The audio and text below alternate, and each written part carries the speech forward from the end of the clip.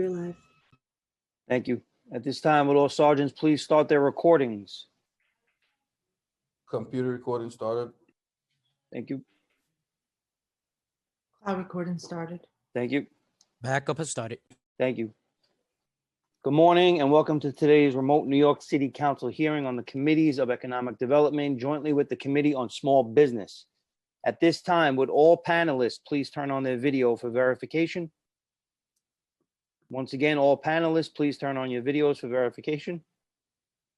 To minimize disruption, please place all electronic devices on vibrate or silent mode. If you wish to submit testimony, you may do so at testimony@council.nyc.gov. Again, that is testimony@council.nyc.gov. Thank you for your cooperation. Chairs, we are ready to begin.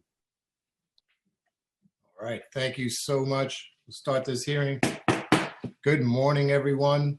I know it is a very busy time of year and we are all focused on many of our priorities, but thank you for spending some time today at our virtual hearing where we will be discussing workforce development and combating unemployment. My name is Paul Vallone. I am chair of the Committee on Economic Development, and today we are honored to have my dear friend, co-chair from Small Business, Councilmember Mark Jonai.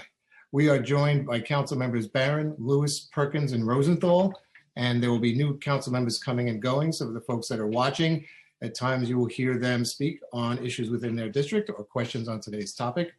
I will start us off with just a brief opening and turn it over to my co-chair for his opening. Today's hearing marks the third opportunity that we in the council have had time and opportunity to hear testimony from the Mayor's Office of Workforce Development on an office that was created in 2014 with the goal of transforming the city's workforce development strategies by coordinating and improving the city's many workforce development programs. The focus of today's hearing will be check on how these initiatives from the Mayor's Office of Workforce Development, the Economic Development Corporation, and the Department of Small Business have adapted to the challenging circumstances created by COVID-19 pandemic, as well as the plans lie ahead for the city's various workforce development programs. A lot of today, from my point of view, will be getting everyone on board for the work that we've heard before pandemic, what has happened since we've been in this crisis since March, and what the plan will be for the new year in 2021, which we all can't wait to get going. But first, for a little background.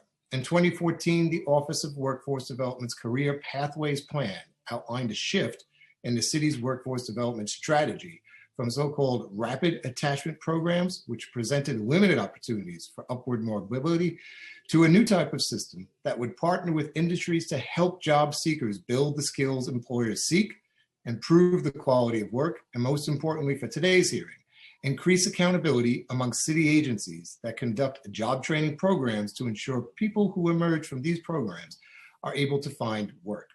In the first 5 years of since the original the Career Pathways Framework was created, the city's economy set records in both sheer numbers of jobs as well as the lowest unemployment levels since the 2008 financial crisis. In October 2019, the city unemployment rate was a healthy 3.6%. Then, as we know, when the pandemic hit in March, all that growth came to a screeching halt. According to the New York State Department of Labor, in the year from October 2019 to October 2020, the city has lost nearly 554,000 jobs. That's over 500,000 New Yorkers that are now out of work.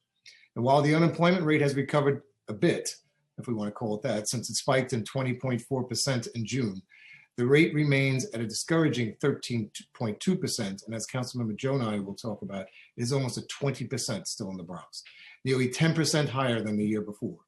While job losses have spread out across all of our industries, the hardest hit sectors were the leisure and hospitality, which we've had hearings on before in this committee, which saw over 200,000 job losses alone and growing to date. Considering the nature of how COVID-19 has been transmitted, it comes as no surprise that these face-to-face industries have suffered the most during this crisis. In its most recent update to the Career Pathways Plan, the Mayor's Office of Workforce Development outlined the impact of the pandemic upon the city's workforce development infrastructure and how the city's low-income communities have suffered the hardest, both from job losses and from the disease. In order to combat this dual impact upon the city's most vulnerable residents, the administration has proposed state legislation to permit a community hiring program, which would allow the city to require city contractors to hire locally from high poverty communities. We look forward to hearing the results of that proposal at today's hearing and in other initiatives that will be heard of. The Office of Workforce Development has also updated its work with the 5 industry partnerships contained in the Career Pathways Plan. They are healthcare, technology, construction, food and beverage, and industrial and manufacturing industries. Each of these partnerships working groups have developed their own plans to combat unemployment during this pandemic, and we would like to discuss those today as well. Additionally, the Mayor's Office of Economic Opportunity developed a data portal in coordination with the Office of Workforce Development to serve as a workforce hub for city employment resources and programs. As we understand it, this data portal went live in August, but the agencies are still working out the kinks.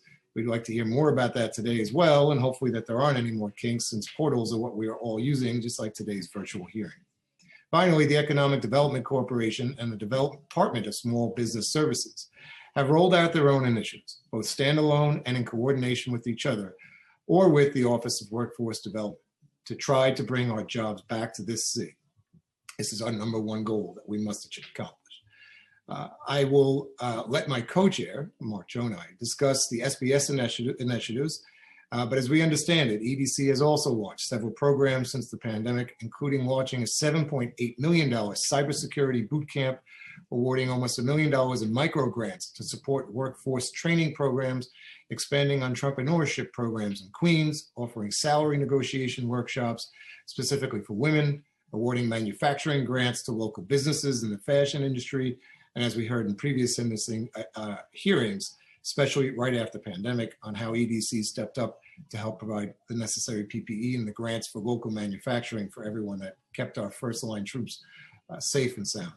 We on the committee look forward to hearing the details and progress of these initiatives and whatever else EDC has outlined for us today. The committees today hope to hear from the administration about the progress that has been made in adapting the Career Pathways framework to help the city's economy emerge from this crippling pandemic, as to, well, if anything, the council can do in its legislative capacity to assist in those efforts, because whatever it will be, we will get it done. Before I turn it over to my co-chair, I'd just like to take a moment to thank the staff on the Economic Development Committee, Legislative Counsel Alex Polinoff, our Senior Policy Analyst Emily Forgione, and Principal Financial Analyst Aliyah Ali for all of their hard work in putting this hearing together. They're truly part of our family here. With that said, I'd like to turn the floor over to my co-chair, my distinguished friend and ally in all things. We are privileged to be joined with small business and the council members on both of these committees. Councilmember Mark Jonai for his opening remarks. Thank you, Chair Vallone. Good morning to all. I am Councilmember Mark Jonai, Chair of the Committee on Small Business. I'd like to welcome you to our joint oversight hearing today on the city's workforce development programs to combat unemployment. I'd like to start by thanking my colleague, friend, and neighbor, Chair Vallone, for co-chairing this hearing with me today. Small business and economic development go together. They work together. The COVID-19 pandemic and resulting shutdowns across the country have impacted all aspects of our lives. As the chair of the Committee on Small Business, I focused my hearings over the past few months on the plight of small business owners who have tragically closed in masses because they can no longer pay their bills. This is through no fault of their own or because of failed business models, but mostly because of COVID and because of consumer behavior changes and e-commerce. The purpose of our hearing today is to focus on the other essential aspects of our economy, the workers, and this administration's plan to get New Yorkers back to work. Since the start of the pandemic, over 65 million Americans have filed for unemployment. When compared with 82 other metropolitan areas, New York City endured one of the worst rates of job loss this past July in comparison to July of 2019. This past October, the city's unemployment rate was higher than that of the rest of the state and the nation as a whole. Even within the city, there are drastic disparities in unemployment rates across certain communities. During the peak of the pandemic, Black New Yorkers were experiencing an unemployment rate that was nearly 10% higher than that of white New Yorkers. As of October 2020, the unemployment rates for Black, Asian, and Latino New Yorkers were all above 13%, while unemployment rates for white New Yorkers was around 10. There have been disparities in unemployment across the 5 boroughs. During the pandemic's peak, unemployment in the Bronx was at 25%, while unemployment in Manhattan was at 16%. My borough of the Bronx has experienced extreme economic devastation. In part, we have the largest percentage of workers in face-to-face industries, such as tourism and food service, that were shut down during the most severe moments of the pandemic and have yet to rebound. The Bronx also has the lowest percentage of employees that can work remotely. The unemployment rates as of October 2020 by borough are Bronx at 17.5%, Brooklyn at 13.3%, Queens at 13.1%, Staten Island at 10.8%, and Manhattan at 10.3%. With mass unemployment and devastation plaguing the city and hitting the borough of the Bronx hardest, our residents are struggling just to survive. I'll also point out that the death rate for the Bronx residents was double that of the rest of the city. 20% of Bronx residents applied for SNAP benefits in October, compared to 13% citywide. 10% of Bronx residents visited a food pantry or soup kitchen in October, and 15% say that having enough food to eat is their main concern. And finally, 63% of Bronx residents are on Medicaid, compared with 45% in Brooklyn and Queens, 33% in Staten Island, and less than 30% in Manhattan. These statistics are tragic. They are the result of failures at the federal, state, and city levels. While we participate in this Zoom hearing, there are parents in this city that are foregoing breakfast so that their children can eat or are on food lines for hours waiting to get a food box to take home to feed their family. I was glad to see this past August when SBS Commissioner Janelle Doris announced the creation of Career Discovery NYC, a centralized online resource to help New Yorkers with career discovery and training. I appreciate the Commissioner and thank him for his tireless work over the past months. Nonetheless, I wonder how New Yorkers without internet can access these resources or any workforce development-based initiatives from other agencies. I look forward to hearing from the administration's testimony today on how they plan to get New Yorkers back to work and help ensure all communities can achieve a higher level of economic security. As I've outlined, the COVID pandemic has caused intense disparities in unemployment rates across the city. An equity-based approach to workforce development is obviously necessary, and I look forward to hearing how the administration's initiatives to combat unemployment have been targeted to New Yorkers in most need. There is strong evidence that highlights the correlation between high COVID-19 rates, health, death rates, poverty, and employment. With that said, I want to thank my Chief of Staff, Reggie Johnson, Legislative Aide, Austin Sacker, our Senior Legislative Counsel, Christopher Sartori, our Policy Analyst, Noah Meixler, and Financial Analyst, Aliyah Ali, for all their hard work preparing for this hearing.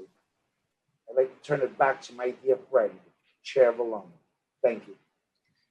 Thank you, Chair. Joe and I, we have also been joined by Council Members Menchaca, Rodriguez, Powers, and Koo. So we have almost 10 council members and about almost 40 people who have signed up, or groups, to speak. So today's hearing will have time limits because there's no way to get to everyone. As our council members know, Councilmember Jonah and I will do the first round of some questions, but we will quickly turn it over to our council members, and then we will go back to the three agencies that are here. I'd like to now turn it over to our moderator and our committee council and my dear friend and new dad, who has not had a lot of sleep, but he is looking good, Alex Polinoff, to go over some of these procedural items that we were just talking about. Thank you, Chair. As the Chair mentioned, I am Alex Polinoff, counsel to the Economic Development Committee for the New York City Council. Before we begin testimony, I'd like to remind everyone that you will be on mute until you are called upon to testify, at which point you will be unmuted by the host. Members of the administration who are testifying will not be muted during the Q&A portion of the administration's testimony. I will be calling upon panelists to testify individually, so please listen for your name to be called. The first panelist to give testimony today will be the Commissioner of the Department of Small Business Services, Janelle Doris. The following members of the administration will also be available for questioning. First Deputy Commissioner of Small Business Services, Jackie Mallon. Senior Vice President of Partnerships at the Economic Development Corporation, Justin Creamer. And from the Mayor's Office of Workforce Development, Director Amy Peterson and Deputy Director Chris Neal. I will call on you shortly for the oath, and then again when it is time to begin your testimony. During the hearing, if council members would like to ask a question of the administration or of a specific panelist, please use the Zoom raise hand function, and I will call on you in order. We will be limiting council member questions to 5 minutes, which includes the time it takes to answer those questions. Please note that for the ease of this virtual hearing, we will not be allowing a second round of questions for each panelist outside of the committee chairs. All hearing participants should submit written testimony to testimony@council.nyc.gov if you have not already done so. The deadline for that written testimony is 72 hours after this hearing. The committee chairs have also asked me today to note for the public that we have a large number of witnesses scheduled to testify, and we expect this to be a long hearing. So we will be reviewing written testimony, which is also part of the record, in case you need to leave before you are called upon to testify. Before we begin our testimony, I will administer the oath. To all members of the administration who will be offering testimony or who will be available for questions, please raise your right hands. I will read the oath and then call on each of you individually for a response. Do you swear or affirm to tell the truth, the whole truth, and nothing but the truth before this committee and to respond honestly to council member questions? Commissioner Doris. I do. First Deputy Commissioner Mallon. I do. Senior Vice President Creamer. I do. Director Peterson. I do. Deputy Director Neal. I do. Thank you. Commissioner Doris, you may begin your testimony. Thank you. Good morning, Chair Jonai, Chair Ballone, and members of the Committee on Small Business and the Committee on Economic Development. As mentioned, my name is John L. Doris. I am the Commissioner of New York City Department of Small Business Services. I'm joined by SBS First Deputy Commissioner Jackie Mallon, Amy Peterson, Director of the Mayor's Office of Workforce Development, Deputy Director Chris Neal, and Justin Creamer, Senior Vice President of EDC. I am grateful for the opportunity to testify on our workforce centers and the evolving impacts of COVID-19 on the city's workforce. As the nation faces an uncertain economic future, New York City job seekers are facing unprecedented challenges. Our goal is to continue to reach New Yorkers across the city, connect them to the resources they need to persevere through this crisis and emerge stronger. Through our network of 18 Workforce One centers, SBS connects job seekers to employment opportunities, industry-informed trainings, and a variety of candidate development services such as resume development, interview preparation, and job search workshops. Annually, we serve over 100,000 New Yorkers and connect more than 25,000 New Yorkers to employment and nearly 3,000 New Yorkers with the training needed to advance their careers. Through our industry partnerships, SBS has worked collaboratively with industry to design training models that prepare local talent for careers in food service, industrial, construction, health, and tech sectors. Despite the uncontrollable impact of COVID-19 on our city, SBS was able to quickly shift all 18 Workforce One career centers to a virtual service delivery model. As a result, our Workforce One centers were fully operational by March 23rd. This allowed us to provide critical support to nursing homes, community hospitals, and other essential service providers in filling their urgent staff needs at the height of the pandemic. Our Workforce One Career Center staff continue to be focused on identifying job opportunities. Since the onset of the pandemic, we have assisted more than 63,000 individuals, referred over 32,000 people to jobs, worked with over 900 businesses on over 19,000 job opportunities. To date, we have connected more than 7,500 New Yorkers to jobs with an average wage of $17.36. New York City industries have been devastated by the pandemic. Job losses have been extensive, and SBS is here to help job seekers connect to new jobs and adapt in the face of this crisis, to upgrade their skills and help them pivot to new careers.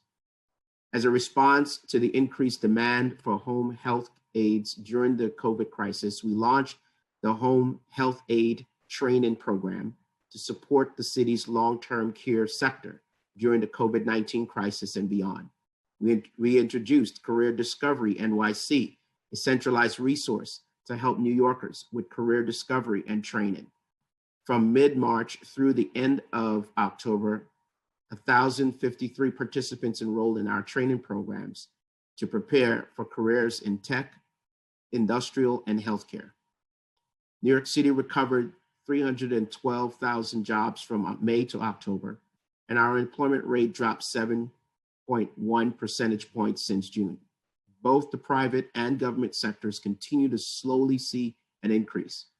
SBS is dedicated to our core outreach, collaborating with a network of 300 community-based organizations throughout the 5 boroughs to source candidates and address barriers faced by job seekers. Through our Workforce One system, SBS works on addressing specific communities' critical needs by providing and tailoring services to veterans, out-of-work youth, foreign-born New Yorkers, and New Yorkers formerly involved with the justice system. SBS is committed to doing everything we can to support New Yorkers through this pandemic. I look forward to our continued collaboration with the City Council on this effort, and thank you for providing me with the opportunity to update you on SBS Workforce Services. I'm happy to take your questions. Thank you. Thank you, Commissioner. We'll now turn to questions from the chair. Chair Vallone, you may begin your questions. Always dangerous when you have me on the unmute ability for myself.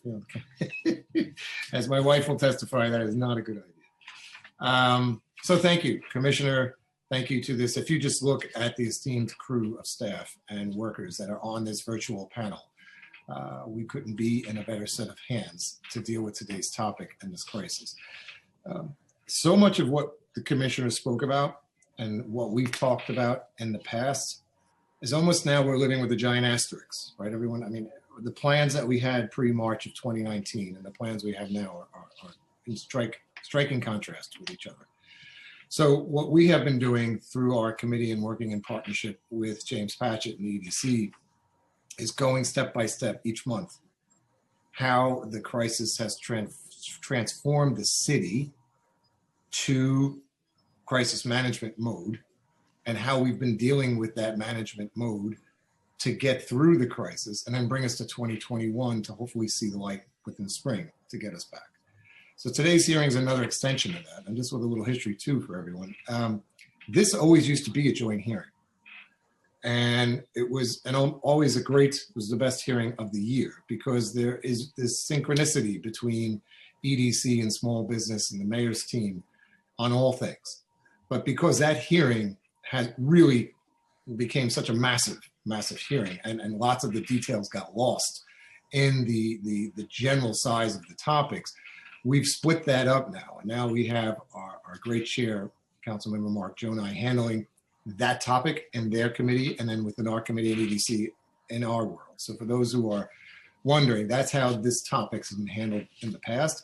Today, we are rejoining that vision once again to hear on some updates with how the two have been working together, I guess pre and now in the pandemic and with 2021 coming up. So with that, just for a little general background, if I could ask EDC to just give a little bit of that history on the relationship EDC has with small business, and so we could start with that premise and then going forward. Thank you, Councilmember. Just a quick clarification question. When you're saying small business, I assume you mean small business services? Yeah, yes. You know, between the acronyms and the shortened amount of time, that's what we're talking about. Just want to make sure. Thanks. Yeah, so thank you again for the question, for having us here today. I'd say taking a step back, EDC sees ourselves as an important player in the overall city's economic development, or excuse me, workforce development equation. We see economic development as and workforce development as two sides to the same coin. Through the work that we do, as you know, our goal is to create sectors that will create the middle-class jobs now and going into the future. But we can't be creating these jobs or these industries without ensuring that these jobs are accessible for New Yorkers.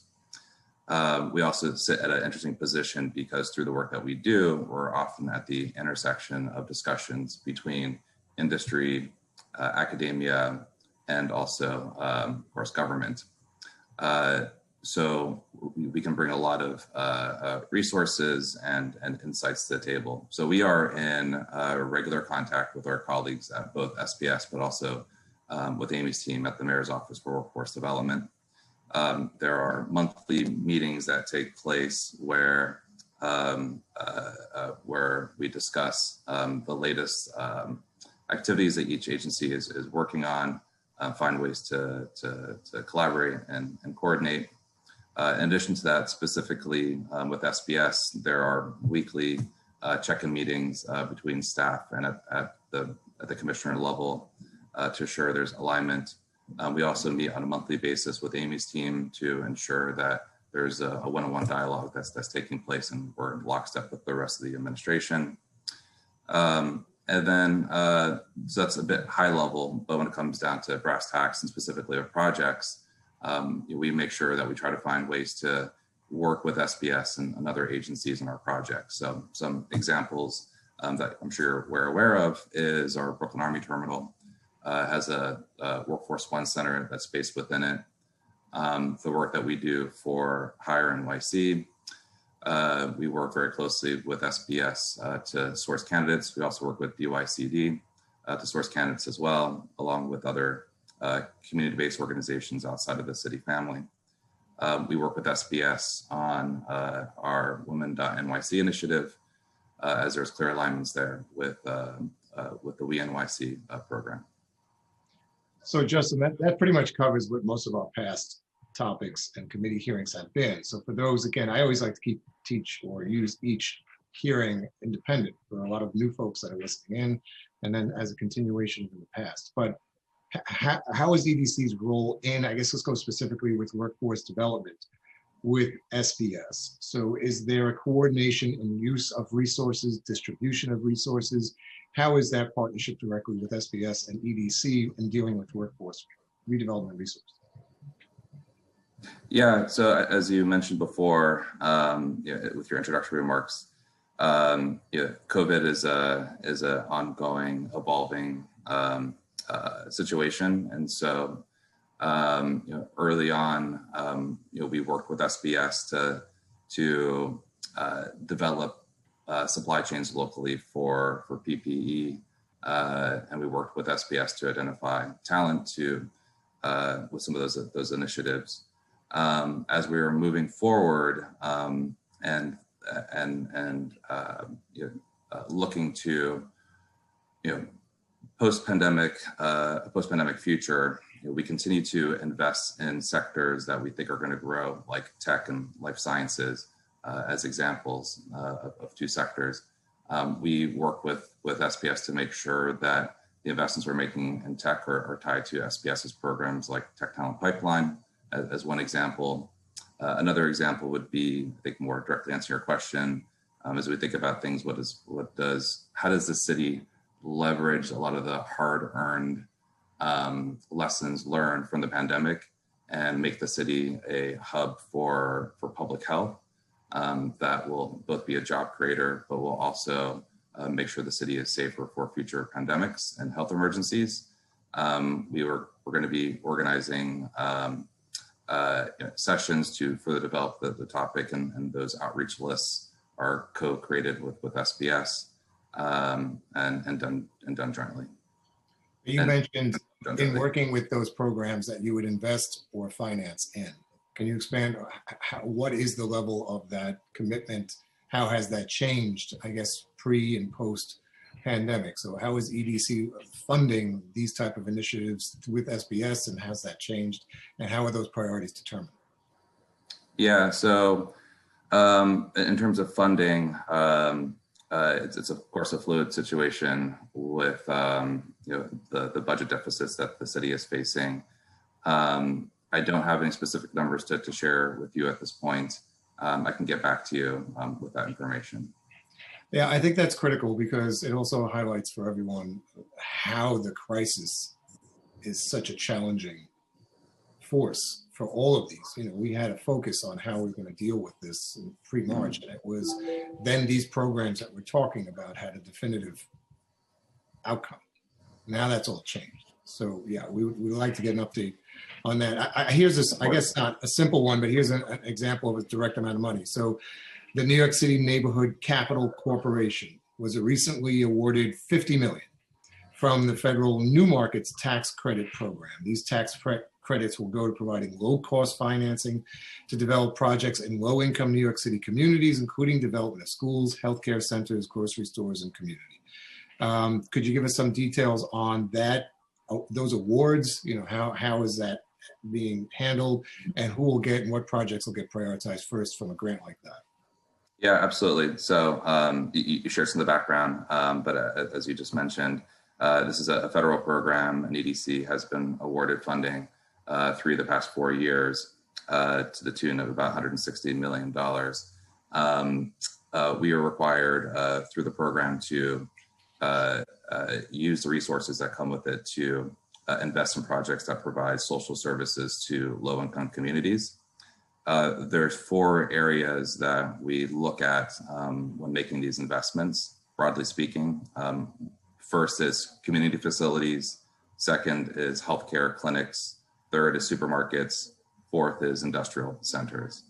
While none of these explicitly are workforce development programs per se, they all are required to participate in Hire NYC, which of course, as I mentioned before, we work with SPS on to source candidates. To give one example of where a recent investment does have a workforce development overlay is a Madison Square Boys and Girls Club in Harlem. That's a project that has about 50,000 square feet located within it. And pre-COVID times, about 450 youths go through the door on a daily basis. There are workforce or academic training programs and college prep courses that are offered within there. We do have a RFEI that is currently out right now, where we are looking for healthcare providers across the 5 boroughs who have projects in mind that would be eligible for the new market tax credits program. So we would certainly welcome the council support in getting the word out on that project, so we can get the best applicants possible, and hopefully be able to fund ones that come in. Well, you mentioned the 4 or 5 factors that determine this. Is that borough by borough? Is that even distribution? How is that allocation? And because when Councilmember Joe and I highlighted the unemployment numbers, they're staggering, right? And when you see, yes, it's changed a little since June, but I am not. Everyone knows my stance with keeping small businesses open and restaurants and everyone as best we can, especially this month.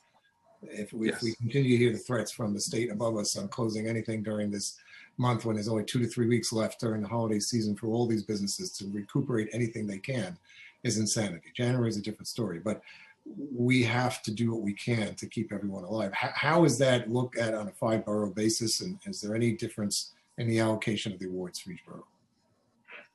Yeah. Well, first off, we can follow up with you to share how those allocations have been done in the past from a borough distribution perspective. But broadly speaking, we do have a 5-borough strategy, and so we do always have an eye out for equity. All projects that come in, we evaluate those on a case-by-case basis to make sure that they align with our values. If a project is based in one borough, our hopes is that the project itself would be something that would be accessible to residents in other boroughs as well. So what we'll do is we'll come back, Justin. There's other council members that have joined in. We're now joined by council members Powers, Cornegie, Lander, and Levin. So we have quite a few. And there's 3 separate groups basically on this first panel for everyone who's watching. So just before I turn over to council member Joe and I co-chair for SBS. For the mayor's team, just can we quickly take a peek at and talk about the work you're doing with the Economic Opportunity Program and the citywide data platform that you recently created. Portal went back, I think, to December 2019. And I like that you have, I guess, the first 5 city agencies report data. If you can give us an update on the working.nyc.gov program and how the portal's been launched and where we see how we can get additional information from the remaining agencies, that would be great. Yeah, hi, this is Amy Peterson. Thank you so much for having me here today to talk about this incredibly important issue. For us, we are really focused on the things that systematically will improve opportunities for workers and kind of connect the vast system that we have. And you raised one of them and what you were talking about. So for a long time, we all know that there's multiple workforce programs across a lot of different agencies. And it's really critical that they talk to each other and that we can share data about a worker's progress or a New Yorker's progress through the multiple systems, right? Someone who goes through the Summer Youth Employment Program might then take advantage of an SBS program and might also be participating in an HRA program. So the Mayor's Office of Economic Opportunity has been working with our office and all of the city agencies to create an integrative workforce data platform that collects what are called common metrics. So similar data at an individual basis across all of the workforce programs, and then brings that into a system and is able to look at that data. And also, if we have the right data and we have an opportunity, we can actually compare that to the state DOL wage reporting data, which gives you all information, information about jobs that people have and wages and things like that. It's not the cleanest system, but you get that information. So they have integrated about 50% of the programs and most of the really big ones, SBS, DYCD, and a few others. And it's pretty interesting to be able to see how it maps. The idea is that this will be made available to the public in 2021. I think that got delayed a bit because of COVID. And we're looking forward to be able to do that. And we also intend to start reporting our data that way, which will ensure that other programs that aren't yet in get in. And I think everyone will see a real benefit also on information that I know is important to you about where these people live and how people across different neighborhoods are accessing services. So Amy, you did the right thing. Ooh, is that me? That doesn't sound right. Well, in bringing us back, I appreciate that, to the beginning point. So you said they are putting in the information, or you have about 50% of the data. Can we just clarify, what data do you have today through this new system, the collection of the interpooling of the different workforce plans, and what is still missing that we can get to you or assist you with? Yeah, so I think the last major bit of data, aside from a lot of smaller agencies, that's currently being uploaded is the HRA data, which will be really helpful in coordinating this. And we can give you, we can actually share with you a list of the programs that are already included and the number of people through those programs that are included. So is that the portal we're talking about is something that's internal now and is not yet a public portal? It's internal now, but the intent is to make it available publicly. And the team has really been working on making sure it's something that works for the workforce programs themselves and for the people like us and you who are interested in the kind of bigger picture. I think it would be instrumental in helping right now in the crisis, even if it's a pilot portal of some type, just to get, I don't think anyone would be upset, even if it's not completely 100% of the data at this point, just to get there's so much interagency coordination on this topic. And it really needs to get to you as soon as possible so we can distribute it, because each one of the council members in their committees can have this same exact topic as a committee hearing and delve into their committee on what the workforce development plan is in their committee. So it's such a broad topic that we're totally really relying on you to get this type of portal going. Is it with beyond the portal, how has your resources changed since the pandemic, or what your focus is now on trying to get us back to the recovery through this workforce development? Yeah, through our office, separate from the portal, you know, I think, and I wasn't here in 2014 on the workforce development world and wasn't directly involved in kind of drafting the career pathways report, but I think it really provides a good structure for how we should be focused on workforce development then, but clearly now in what's really important. And so we've been really trying to advance and highlight a number of the things that will make our system work better as we rebuild our economy. And I think the key things that we want to focus on are the jobs and making sure they're good jobs and good paying jobs. And that's something that is incredibly important. Yeah. Can you, like, just on the good paying jobs and equitable distribution, is there a direct plan that you can say that you work with SBS and or the EDC on that specific topic, on how the coordination is between these, since the three of you here today? Yeah, so that's, so I think it's important to talk first about the project labor agreement that the city negotiated with the building trades and was announced in August. And I was just on another workforce call hearing about, you know, our hopes, right, overall nationally for infrastructure and the ability to create lots of jobs through infrastructure.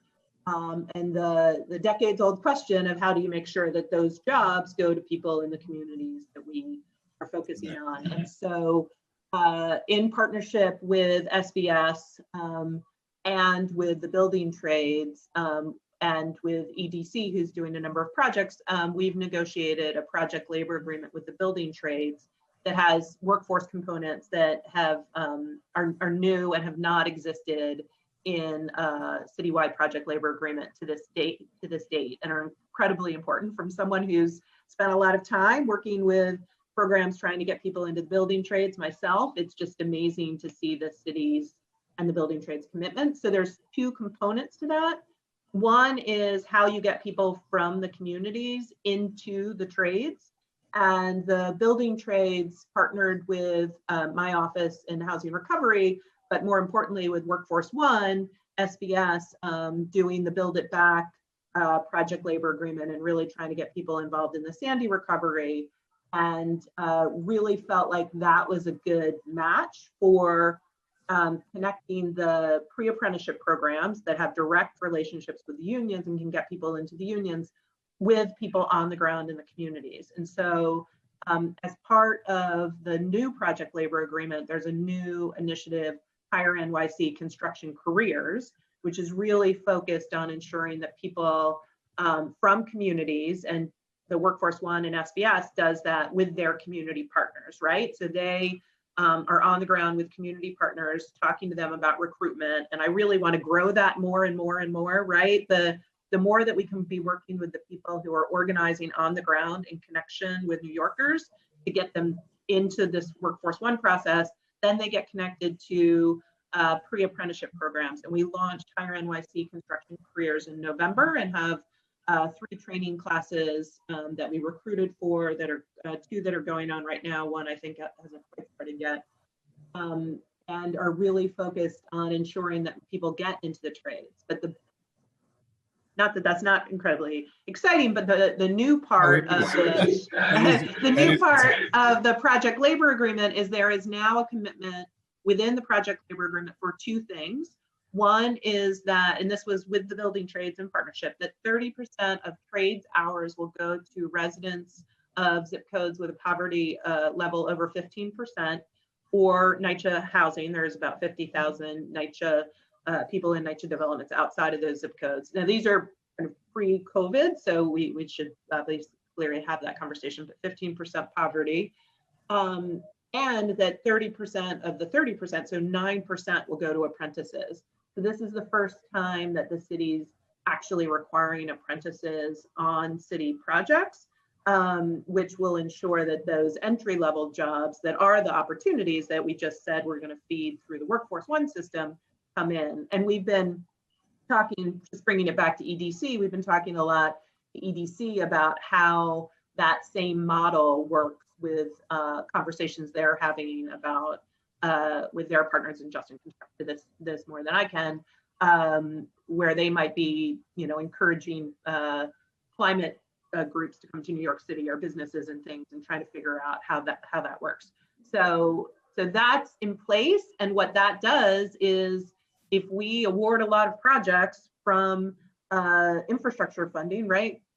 We get some money, stimulus money, and those are subject to the project labor agreement.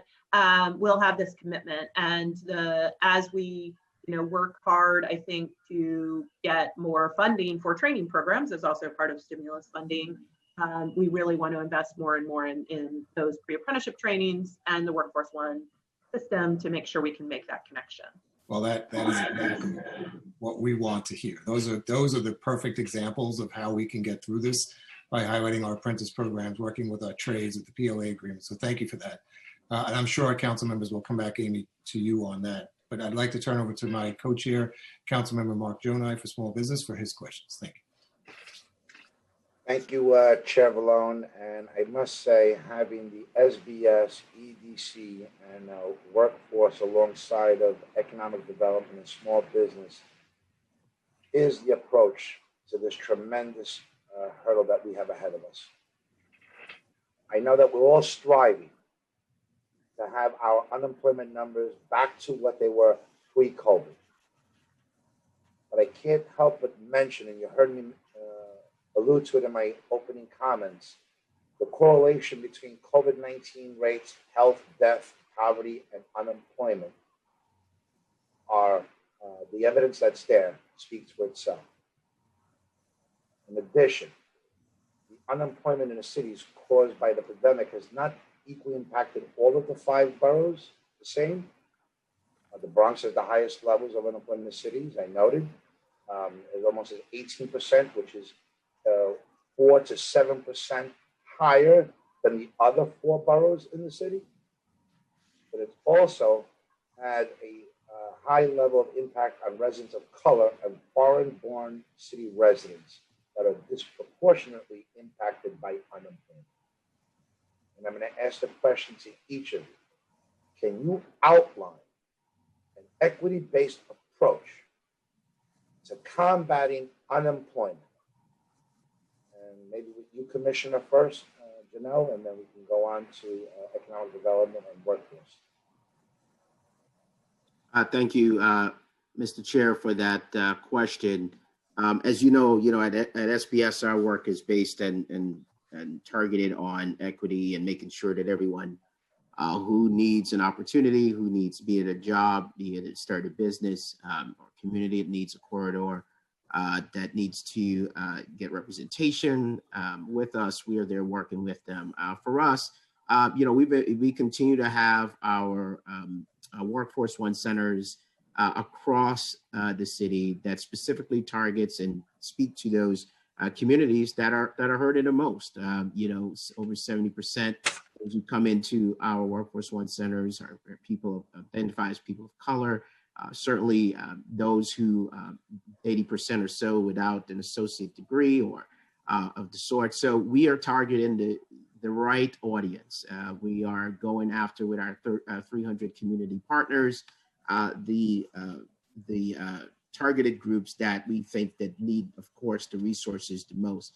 And then on top of that, at the end of it all, when we do provide the service, we're seeing that we are averaging over a minimum wage for all the jobs that we do connect New Yorkers to. So there is a 5-borough strategy in the sense that we have 18 workforce centers all over the city. We have specific targeted training for those who need it the most, those who are literally our clients who come in to our Workforce One centers, now virtually, as we've been doing, and those resources that they need, be it connect to them to career advancement opportunities, such as how do they move up, so need different trainings for that, or resume preparation, interview skills preparation. Those are the basic things, nuts and bolts that they need. That's what we do. We are there to provide those services with our 18 Workforce One centers, and then again, targeted on an equity basis, making sure that the people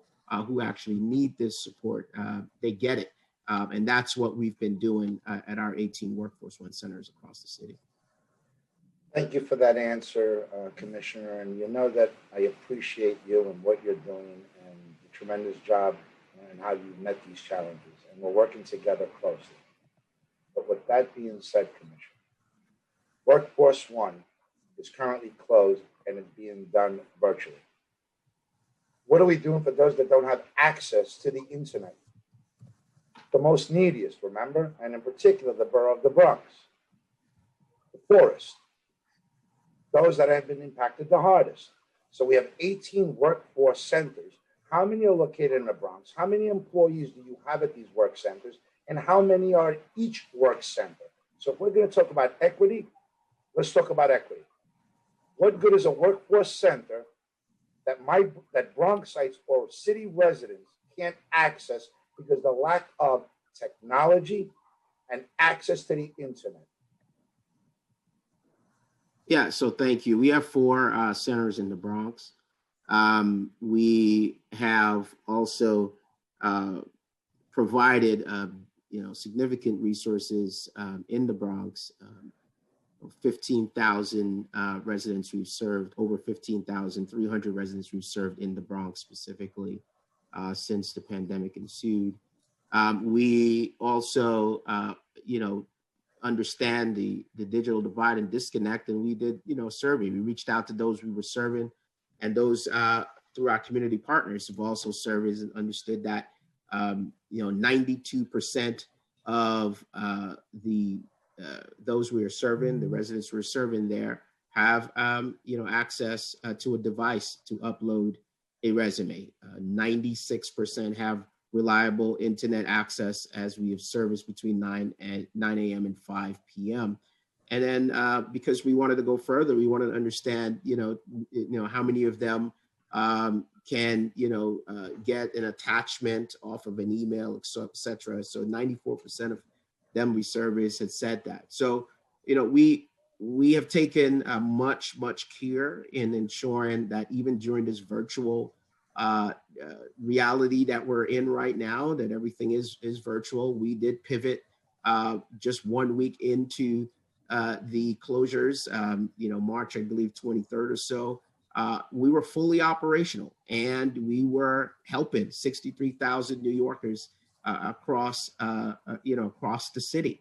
And so while I hear the concern around access, we believe through our community partners, 300 of them, our 4 workforce centers, particularly in the Bronx, as we're speaking of the Bronx, and our surveys that we've conducted with the customers, that we are really reaching those that we need to reach and those who need help the most. Commissioner, thank you again. The 250,000, approximately 250,000 Bronxites that are currently unemployed don't even take into consideration the independent contractors and self-employed. So that number is much, much higher. And we don't have the statistics for it. Some of the numbers that I've heard are way over 30% as an estimate. Again, I go back to even the partners that you have that are out there producing surveys. Residents are sheltering in place. The same partners that you are relying on to get the word out are social distancing and not allowed to have large gatherings. The same group that has no access to internet is not being invited to meet, to hear about the services that you and what you're able to offer them. We're not doing enough, short of text messaging, emailing, door knocking, regular mail, to get the word out. If we know who the unemployed are, and we have those numbers, why aren't we mailing them something? Commissioner?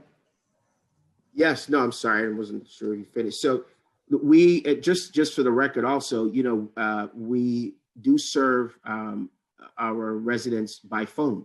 So if you have a phone, you can also call, and you can call a number, and you are serviced. There is a hotline. There's a number there for you to call based on the borrower. So, look, we have significant staff in the Bronx, working with the local partners, and there's got to be a combination of things is what we're doing, right? There's the virtual Workforce One centers. We've surveyed folks. They said, majority of them overwhelmingly can sort of navigate that process. We have phones that they can call. They call the phone, call the number, somebody can assist you there. We do have then our partners, who some of them are on the ground and out in the community, and continue to work. It is a complex situation, right? We do understand that. But there's not a Bronxite who would come for service or seek service from SBS and wouldn't get it. That is not the case. And again, because we have significant number of partners across the city, 300. I mean, we're not doing this in isolation. And with our workforce centers and with the resources that we've set up, we believe there's more. Of course, there's always more to be done. We'll continue to do that. Folks can also call 311 and they can get services directly. And so, look, we understand the challenges of this time. I think, and as we've traveled across the city, we know that this is a challenging time, and we want to be flexible as possible. Folks can call, any of our hotlines. 311 is the easiest, obviously, because they can direct you right through. We've been servicing, again, 63,000 New Yorkers, 15,000+ in the Bronx. And, we want to make sure we continue to do that. And certainly with your support and others, we can continue to reach as many residents as we can. Thank you. I was hoping to move on, but now we're stuck on Workforce One. Well, if that's the case, then can you explain to me why your numbers are flat from those that are participating through Workforce One from the year 2020 to 2019, where we had a 4% unemployment rate, and we had as high as 25%. Your numbers on those that you're servicing has not increased. It's pretty much flat, if not going down. And if you want, I think you have the numbers. If you look at the last 5 years, I don't know if you have that in front of you. 2016, Workforce One Career Centers offered services to 104,714. In 17, 104,239. In 18, 102. In 19, 100. In 20, 93. Our employment is 5 times what it was, and yet we're servicing less.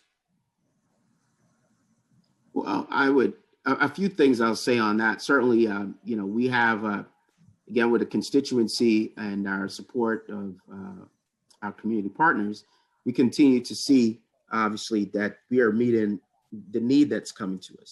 So that's the first thing. The second thing is, in November alone, we saw year over year, I believe it's over 20% activity at our Workforce One centers. So look, I think what you saw in the beginning of this process is the almost stay-at-home mandates that we heard, the concern about the virus, and we heard that from folks. We heard about the concern about jobs and where are jobs? Are jobs actually here?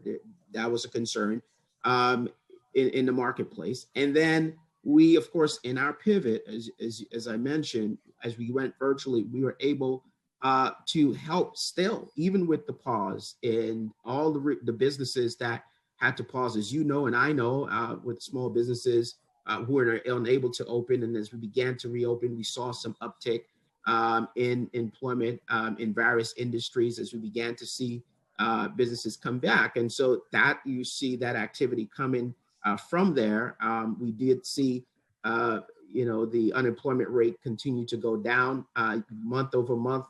Last month too, it keeps going down.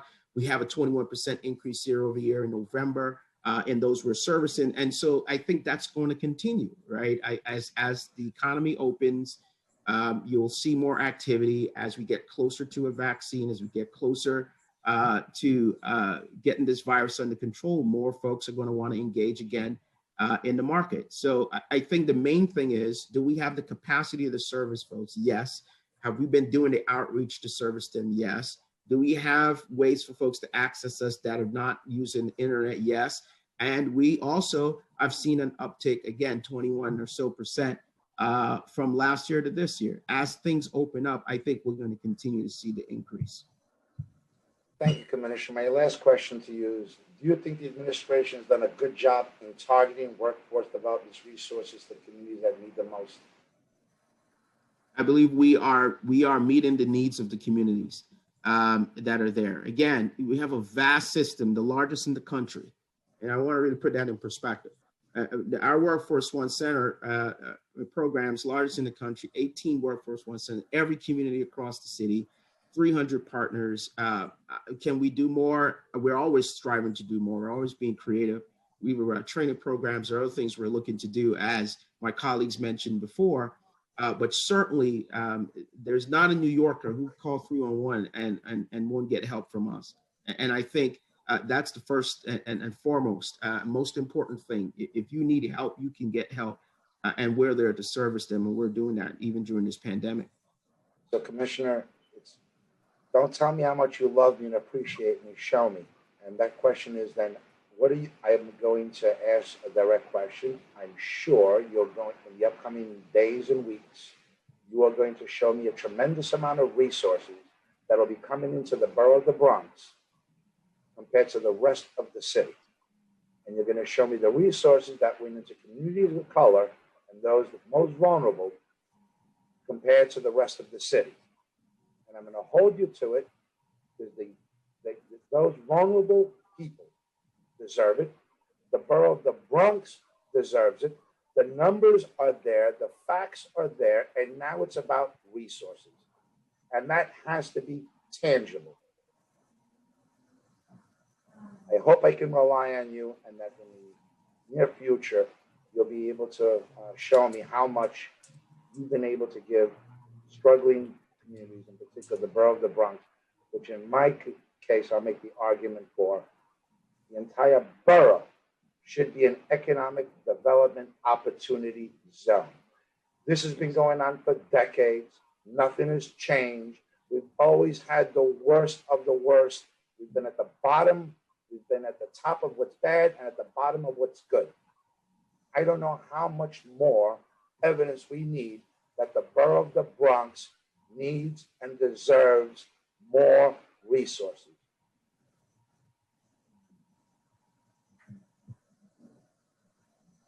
Say yes, Commissioner. I'm sorry. Yes, sir. Absolutely. Well, Thank you, we're sir. committed to it, sir. In our other work with small businesses, what we're doing there with you and our commitment to the Bronx. We're going where it's needed the most. Absolutely. Thank you. I'd like to ask the same question about how disproportionately impacted communities of color and borough, and I'll ask that of EDC, NYC EDC first, to see how we're going to ensure that your projects are going into these vulnerable communities, into the borough, and I'll use that as the target group at this moment. Thank you, Council Member, for the question, and of course, a very important topic pre-COVID and obviously where we are now. I'll start by saying that when the pandemic first hit, EDC mobilized its resources, the networks that we have, the facilities that we have to ensure that the city had adequate amounts of PPE that was desperately needed for our frontline workers. This led to lives being protected, but also jobs being created. As time has gone on, a critical piece of this, of course, we all know is our ability to keep the economy open. If we can't keep the economy open, then it's harder to keep people employed. So we've recently opened up the Pandemic Response Lab, which gives the city a dedicated location to process upwards of 30,000 tests in a single day. This will be a critical part for us to keep our economy open. Bigger picture thinking about how do we create jobs more widely across all 5 boroughs, including the Bronx, is we continue to make investments in sectors that we believe are going to grow.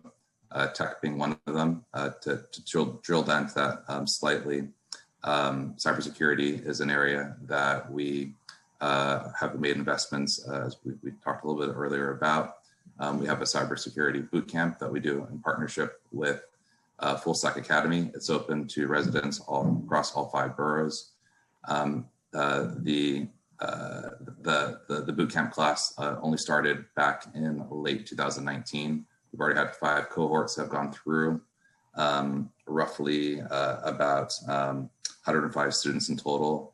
Out of that first class, I believe about 90% of the students were able to get jobs. So early indicators are positive for that program. Another sector we're making lots of investments in is life sciences. One program that we're particularly proud of is our life sciences internship program. For that, our target is local college students who come from lower income families. So this program is running for a few years now. When we look back at the numbers, a lot of positive things to report there through our partnership with CUNY. So roughly 41% of all participants in the program have been CUNY students.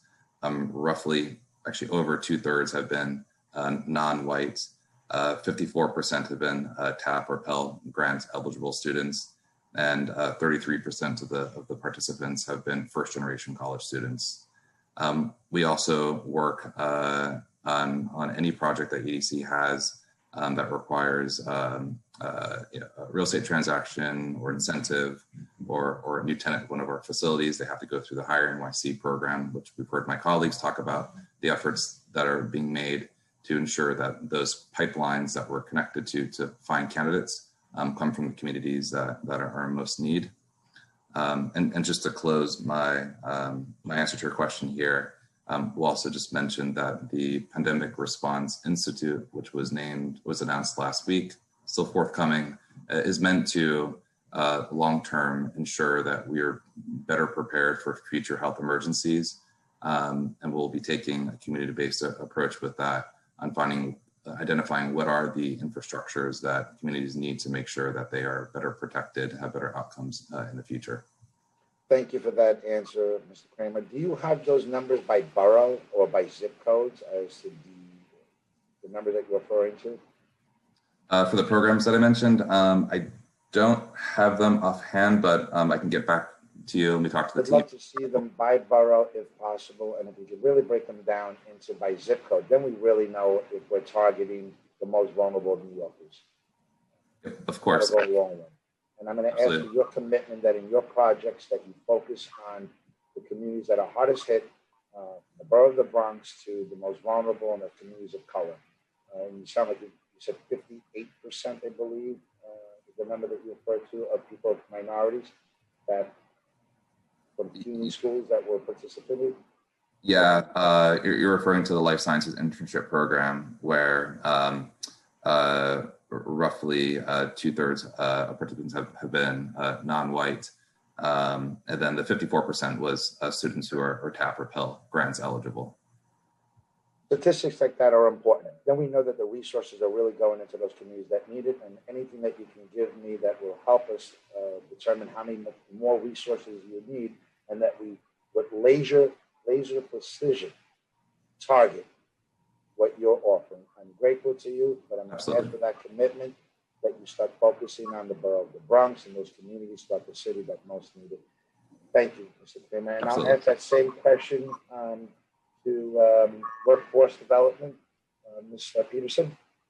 Hi, yeah. So I think the two questions, right, was like kind of equity focused, and then a little bit specifically on the neighborhoods that need it most, including the Bronx. So the three things that I think about most in everything that we're trying to do in recovery is figuring out, is there a way, and this is the hardest one, right, to raise the wages of workers who are underpaid for the work that they do. And I think that that's a big piece that we all need to kind of collectively work on together, because that would lift up a lot of people in ways that we should figure out how to do that with this opportunity we have right now in rebuilding our economy from this. The other is kind of making sure, New York City, both kind of the city agencies, but the larger city itself has such a vast, rich workforce infrastructure, from our adult education programs to our industry-based training programs and all of the community-based organizations and community colleges. It's just incredible.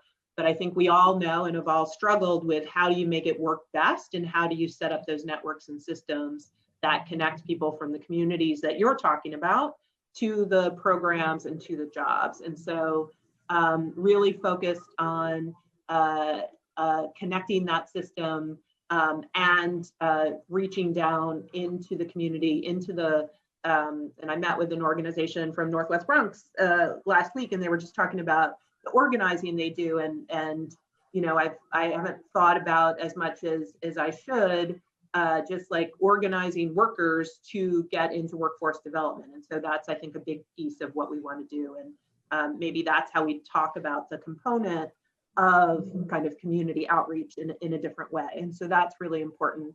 But then it's about the jobs, right? And so how do we connect, how do we make the jobs better, and how do we connect this system to the jobs? And the best way that the city can be a part of that is by the jobs that we create when we spend money.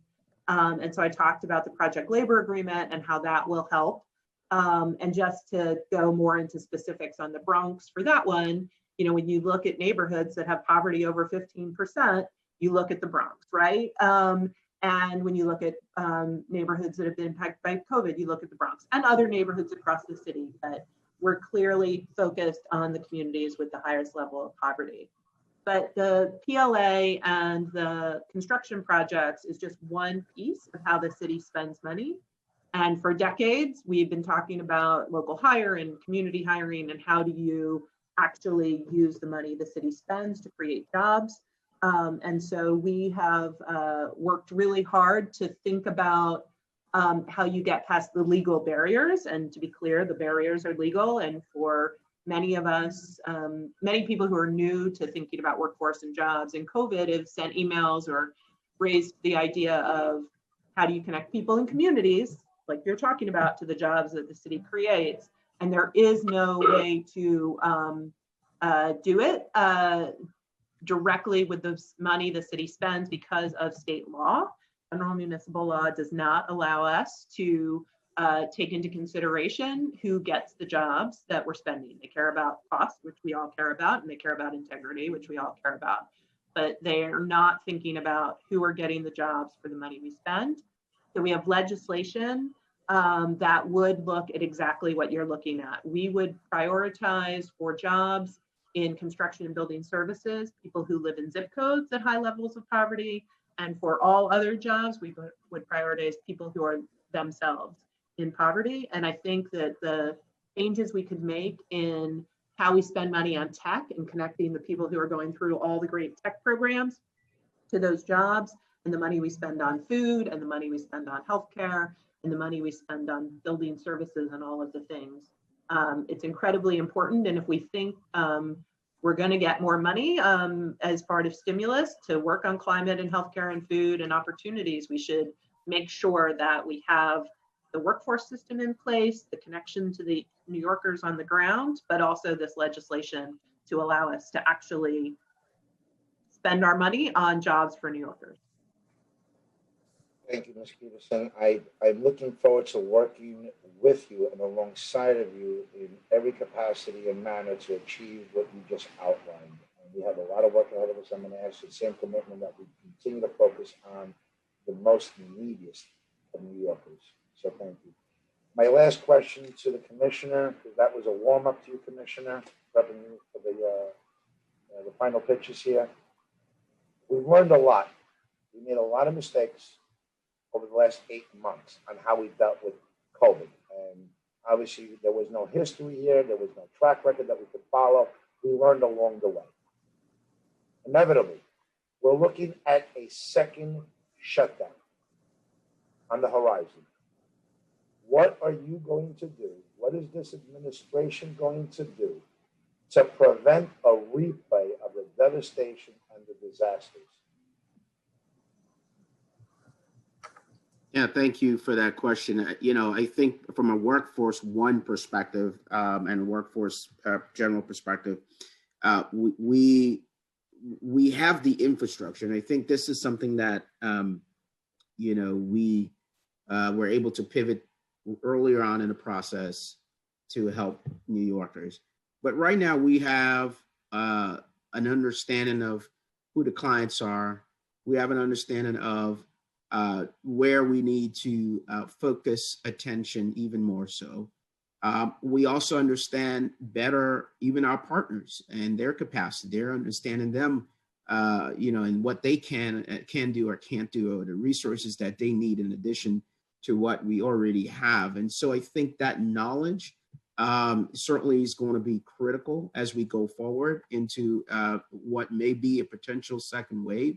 And then we also understand, you know, again, how outreach works in a environment where you can't, you know, you can't be in a room together, right? And so some of our resources, the way we train, the way that we communicate, the way that we get the word out, the way that we work with even businesses. Over 900 businesses came to us to ask for help to source jobs through there. So the infrastructure, I think, right now is in place, which is, I think, the most important thing. We know what is to expect. We know how to address those concerns, and we have that core infrastructure in place that we can be ready, and we are ready for a potential next wave. Again, because we've been through it and we have those systems in place. Commissioner, thank you. So now we have the knowledge, we have the experience. You just outlined that we have the infrastructure in place. How much in the form of actual resources are you going to put into this before it happens in a proactive approach and not reactive? So the number of unemployment doesn't get 25% again in the borough of the Bronx. What dollar amounts have you allocated, or has this administration allocated to that support structure that you just outlined ahead of the second wave? Yeah, I think it's important to note, I mean, from our budget, and we have a budget that sort of manages the work of the Workforce One centers. The budget itself and the four, particularly if you're talking about the Bronx, those are in the Bronx, and the partnership that we've developed on training, et cetera, all these things, we have it, right? It's just changing the way that we go about doing the work is what we're talking about, really. I mean, the resources are there. And so, you know, You don't need extra funding? Oh, look, we'll take on any additional dollars we can. I mean, certainly we expect and we hope again to get some additional funding from the federal government, because that's generally what happens in a The default downtime. answer. No, Default. that's what generally happens in a downtime, where we do get additional dollars, and we're ready to deploy them with additional training, with additional resources for outreach, for additional assistance with interview prep, and also going after businesses who may be looking for workers. And so, look, I think what you're getting at, and I think it's important to note that there's the largest workforce program in the country we run. We do have the resources in every borough, so there's a 5-borough strategy, and we have the allocation of dollars to go ahead and do that. And if more money comes in, which yes, that is the default right now, in the sense the city's facing its budget deficit, as you know, we have money we're working with, but we would gladly take on more from the city, from the state, and from the federal government. And as it comes in, we will deploy them accordingly. Thank you, Commissioner. I agree with you that the federal government must do more, should do more. But in the time that does happen, and we hope that it does happen sooner than later, and we can't rely on the state, what more is this administration willing to do? Understanding that every dollar that you invest in getting people back to work, every dollar that you invest in small business to make sure that they don't close, that they do reopen, that they do survive, is one that will yield a result. What more can you do? What more can the city do, this administration do, to invest every dollar wisely? And that is about economy and jobs, or jobs and the economy, getting people back to work, making sure that they can provide for themselves and their families, and helping these businesses survive. This is the emphasis, and the default answer, federal government, state government, is great. We expect it, we want it, it should be there. But what is this administration going to do more than they have already? And I can't help but point out that our budget was in June. The budget for workforce one was allocated back in June in small business services. We had no idea how much worse this was going to get, how much more this administration has allocated to your agency to address the unemployment rates. And secondly, why is this administration still doing pet projects like finding $900 million to buy a school bus company, when this is not the time to invest in a school bus company, but actually put it into the economy, put it into those small businesses, and making sure that New Yorkers can get back to work, that they have a job to return to? You may not have to answer that, but I vented. Let me pass it back to the chair, and I want to thank you all for letting me ask you the questions directly, and to tell them that the passion is not directed toward you. This is what is out there every day on the street, what I hear from struggling families, what I hear small businesses cry to me, that their life's work is in shambles, that come the end of this year, their businesses will not reopen. They're hoping to get through the retail, to bring in whatever revenue they can, because come January and February, they're shutting down permanently. And we failed them. The greatest city in New York, in the country, in the world, the wealthiest city in the world, has failed our small businesses and all New Yorkers. Thank you. Chair, let me pass it back to you. We're going to pass off to our counsel, Alex Polinoff, for any other council members for questions, and for the committees and the folks that have signed up. Once the council members are done, Councilmember Jonai and I will wrap up any last questions to the 3 panels that are here, and then it'll be your turn, and you'll hear your name called in. The Councilmember Polinoff, council staff, Alex Polinoff will lead you through that. So I turn it over to him. Thank you, Chair. I'll now call on council members in the order that they have used the Zoom raise hand function. If you would like to ask a question and you have not yet used the Zoom raise hand function, please do so now. Council members, you will have a total of 5 minutes to ask your questions and receive an answer from the panelists. The Sergeant at Arms will keep a timer and will let you know when your time is up. Once I have called on you, please wait until the Sergeant has announced that you may begin before asking your questions. First, we will hear from Councilmember Cornegy. As a reminder, any other members who wish to ask a question, please raise your hand. Councilmember Cornegy, you may begin when the Sergeant's call time. Time starts now. Muted. Oh, good morning. Thank you so much, chairs, for having this hearing. It is tremendous to see so many stakeholders on the call at one time on behalf of our small businesses. I want to start by giving a little bit of a historical context. Pre-COVID, if my numbers serve me correctly, 67% of employment in the city of New York was in small business, 13% was in nonprofits. The budget, which I am a member of the budget negotiation team, to date has not reflected the need and desire to undergird our small businesses in the past. I fought every year to make sure that the budget was reflective of real true support for our small businesses, and have been mandated through the budget dance process to choose between funding senior centers and supporting small businesses, which is a ridiculous proposition. They are not mutually exclusive. So every time I put forward the idea that the budget should be reflective of true support for small businesses, we have to vote as members in the budget negotiation committee and prioritize our vote. And certainly no one is going to not vote for having our small businesses, for not having seniors and youth services and programs that are available. The idea that every year we do this ridiculous budget dance and our task at choosing between the two is a tremendous travesty. The budget in the past has reflected the support for workforce development, which is incredibly important, but really truly no line items that support and undergird by building capacity with access to capital and or technical assistance for our small businesses. So to the SBS commissioner, will you support me in demanding that the budget be reflective this year?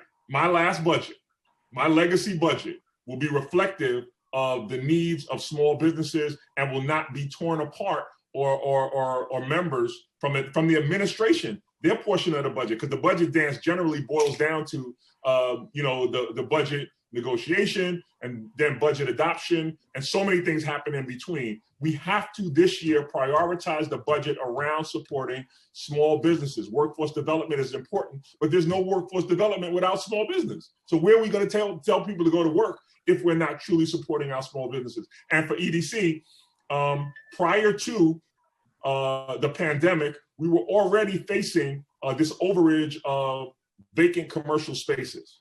We know that because of the pandemic, which has exacerbated the number of businesses that will not return, we're going to have a super duper overage of vacancy, and the vacancy rates are going to be incredibly high based on us already beginning to move to a platform of online shopping and all those kinds of things. We know the impact that has had on our small commercial mom and pop businesses. What is EDC going to do to ensure that going forward, whether it's doubling up businesses, whether it's doing whatever, our commercial corridors serve two purposes. One is they say that the city is open for business. So those vacancies hurt us tremendously with tourism and with generating revenue. What's EDC's plan on the commercial vacancy rates, kind of reducing them, or a plan to have businesses come together and share the space? What are we going to do from that perspective? Because in addition to this moving to an online platform of shopping, businesses just aren't coming back. Like, just because of the pandemic and exacerbating the inability for businesses to survive, what we were already seeing is going to be quadrupled in 2021. So those are my questions. I hope I asked them under time. And then lastly, in Bed-Stuy, we've developed a plan to partner with app-based transportation companies and marry them to brick and mortar businesses. And we do a shared economy weekend and now a month-long event where we allow for discounted rates into bars, lounges, and restaurants on Fridays, which obviously we can't do now because of COVID, on Saturday to retail outlets, on a Sunday to cultural institutions, and have noticed an uptick in business, and it's caused a hire at least of 1 or 2 more staff to meet the need and the demand of that partnership between the app-based transportation companies and our brick and mortar businesses. And lastly, there's a statistic that says that if we support and undergird our businesses to the tune that they can hire 1 more person, every single business in the city of New York, if it can hire 1 more person, we will reduce the rate of unemployment by 50% in 10 years. Why aren't we doing that? Well, I had 7 seconds to remaining, so. Good job, Councilmember Corny. And I think we can do the answer in more than 7 seconds for Councilmember Corny. As you can see, he was the previous chair, so he's got a lot of the knowledge that we all built up. Thank you, Robbie. Thank you, Chair. So I'll just say to the council member, which it's been certainly a pleasure to work with, both as chair and now as a committee member, and out in the communities as well with you, to see the devastation that's happening to our small businesses. And so I think you certainly have ally here concerning the need for additional resources within the budget process. We certainly will take as much resources as we possibly can. And some things that we've been doing is connect to the private sector and creating public-private partnerships around creating loan products, access to capital products, but also helping small businesses from everything from dealing with the digital divide to the specific challenges of communities of color, particularly Black businesses and women businesses in the city. So certainly, look, we have a considerable amount of investment there, but certainly looking forward to additional investment so that we can continue to keep the small business community strong, build it further so that they can hire additional workers. That's the whole point. For our small businesses, we understand 3.4 million employed people in the city before this pandemic were for small businesses. 65% of our small businesses are 5 persons or less. I mean, we're talking micro businesses that need real support, and we're giving it to them, but the more we get, the more we can do. So thank you.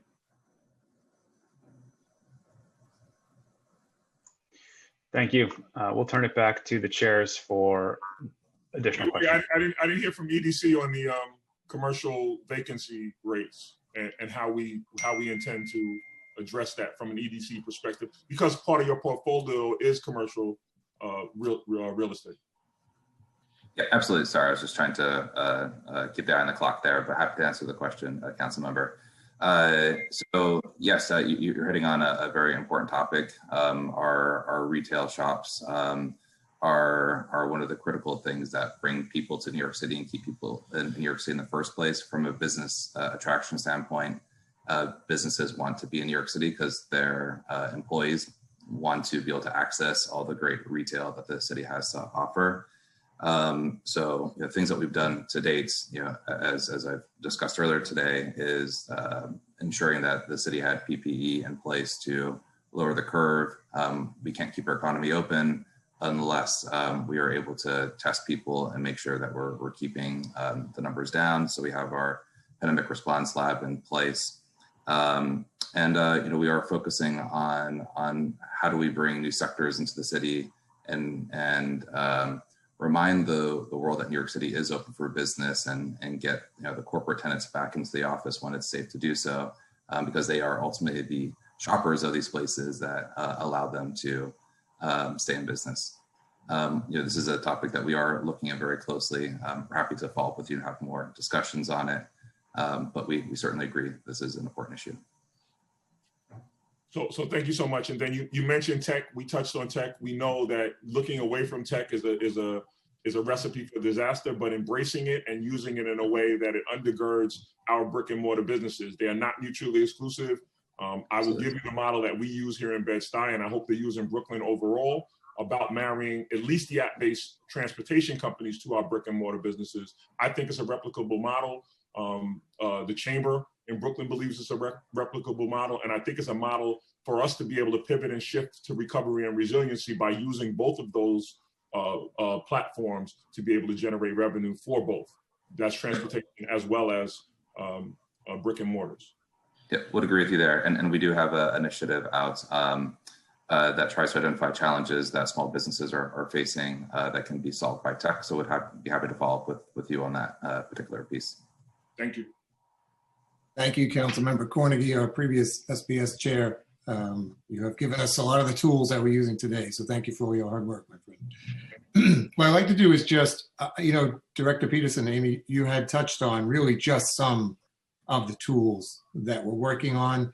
And I know that some of the portal, I guess, is still not ready for public use and interaction. But in the meantime, I'm not one to hope for federal stimulus or state legislation, because I know that it's just going to not be things that we can count on during a city as a pandemic. So with what we can deal with today and what we're facing, how can we use the information that you have for the workforce with this interagency plan that you have, interjecting and using the PLA new agreement and getting that plan moving more quickly?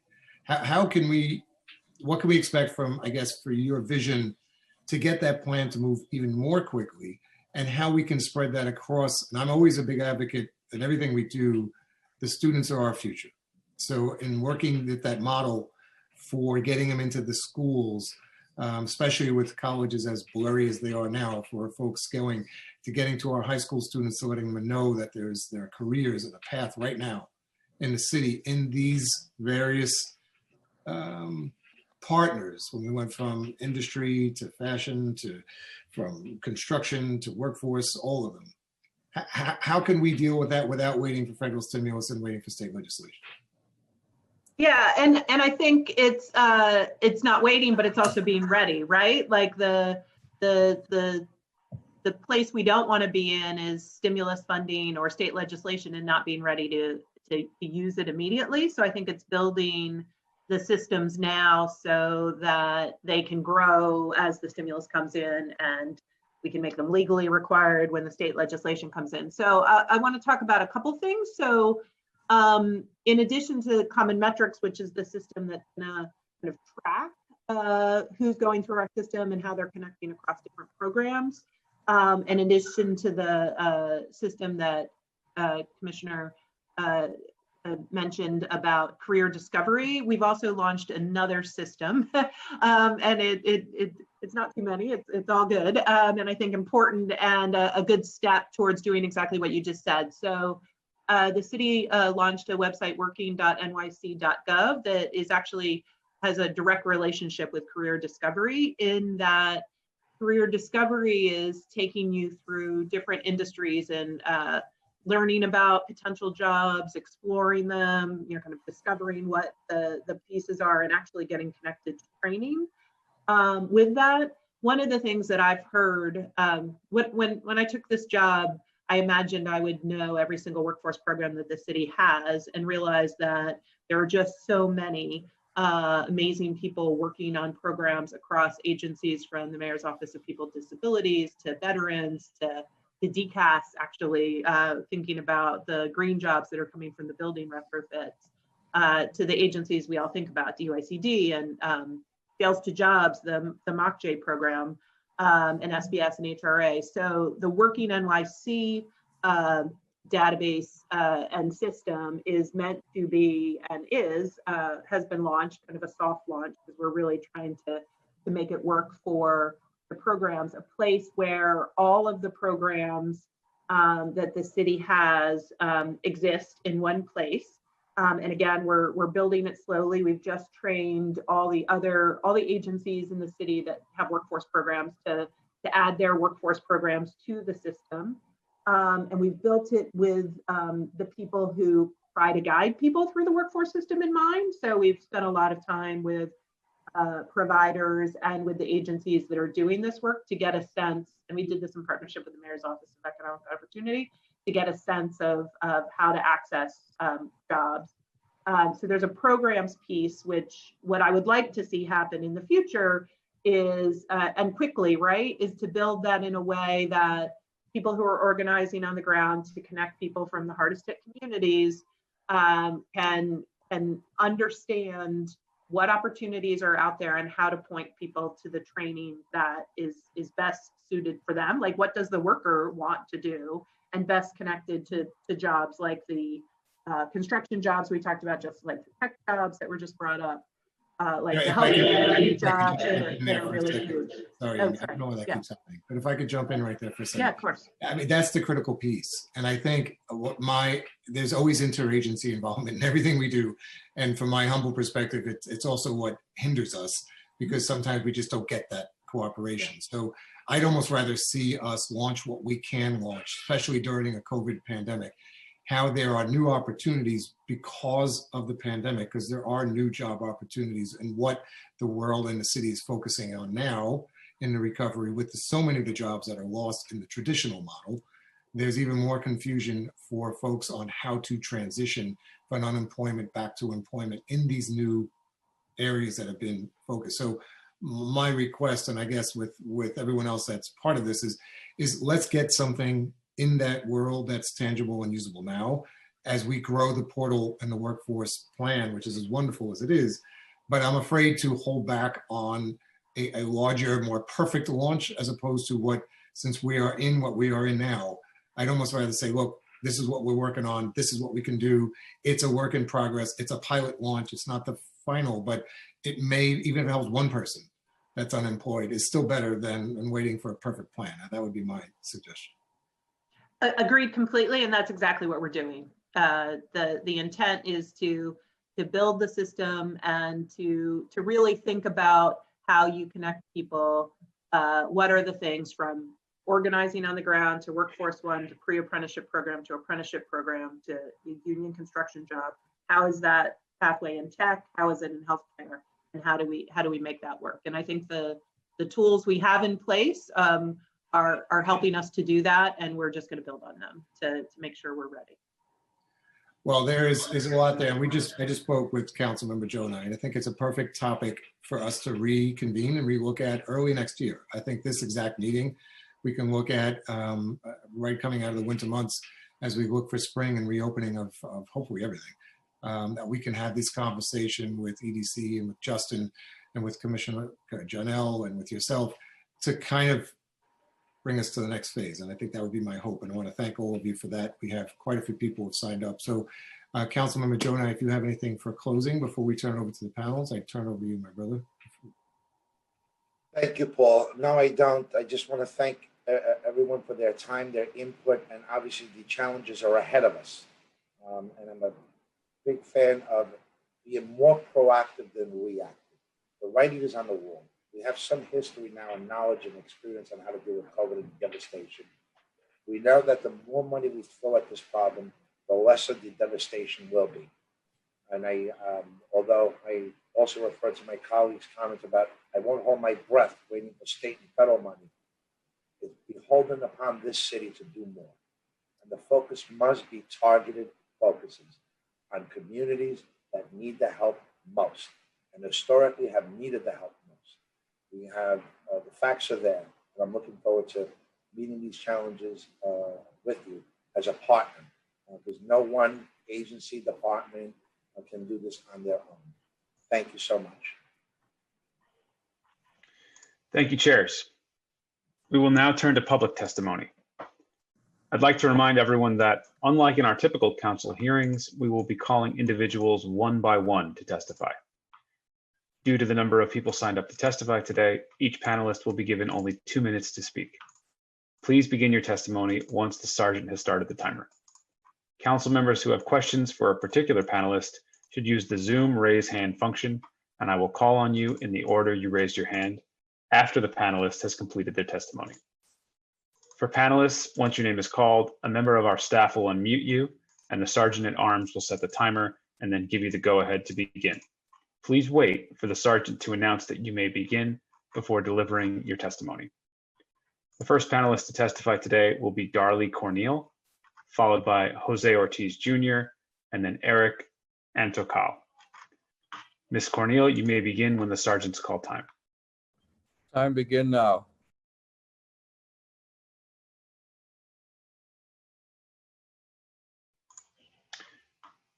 Will the muter please unmute Darlie Corneal? Thank you. Good morning, Committee Chair Jonai and Ballon, Council members and committee staff. Thank you for the opportunity to testify on how the Consortium for Work Education and our network of workforce development community-based organizations and unions work to ameliorate the increasing numbers of unemployed New Yorkers. CWE actively engaged with the City Council and state agencies to deliver workforce education and training to underserved New York City communities residents.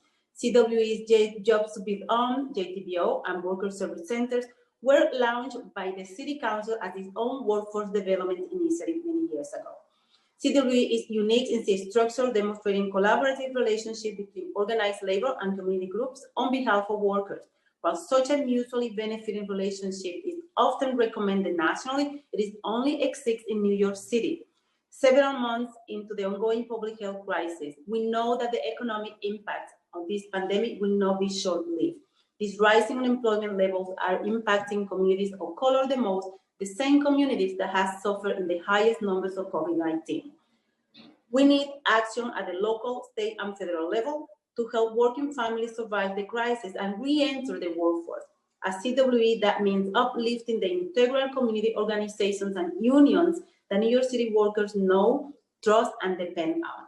Those groups are uniquely equipped to support our city's unemployed and underemployed, not simply with the workforce development offerings, but with their holistic approach to supporting the individual workers. They understand that it is difficult to find and keep a job if a person's basic needs are not met first. This organization quickly transitioned to host older classes and services online once we hit pause on March. Through 2020, this group had continued with their education programs, recognized, reorganized their class, and guaranteed that their students receive both educational and institutional material. Thank you. Thank you. As a reminder to council members, if you have any questions or to the chair, please raise your hand. Seeing no questions from the members of the chair, I will call our next panelist. Next is Jose Ortiz Jr., followed by Eric Antokal, and then Thomas Greck. Mr. Ortiz, you may begin when the sergeants call time. Time starts now. Good afternoon, and thank you to the chairs and the committee for the opportunity to testify before you today. My name is Jose Ortiz Jr., and I'm the CEO of the New York City Employment and Training Coalition. NYCETC is the voice of New York City's workforce development community, and we work to ensure that every New Yorker has access to the skills, training, and education needed to thrive in the local economy, and that every business is able to maintain a highly skilled workforce. Simply put, our over 180 members and partners create jobs and connect underserved New Yorkers in all 51 city council districts to opportunities so they can support their families. The jobs loss we've sustained this year have been indicative of a larger trend, that is automation of businesses at large. According to the World Economic Forum, more than 80% of business executives globally say they're accelerating their plans to digitize processes.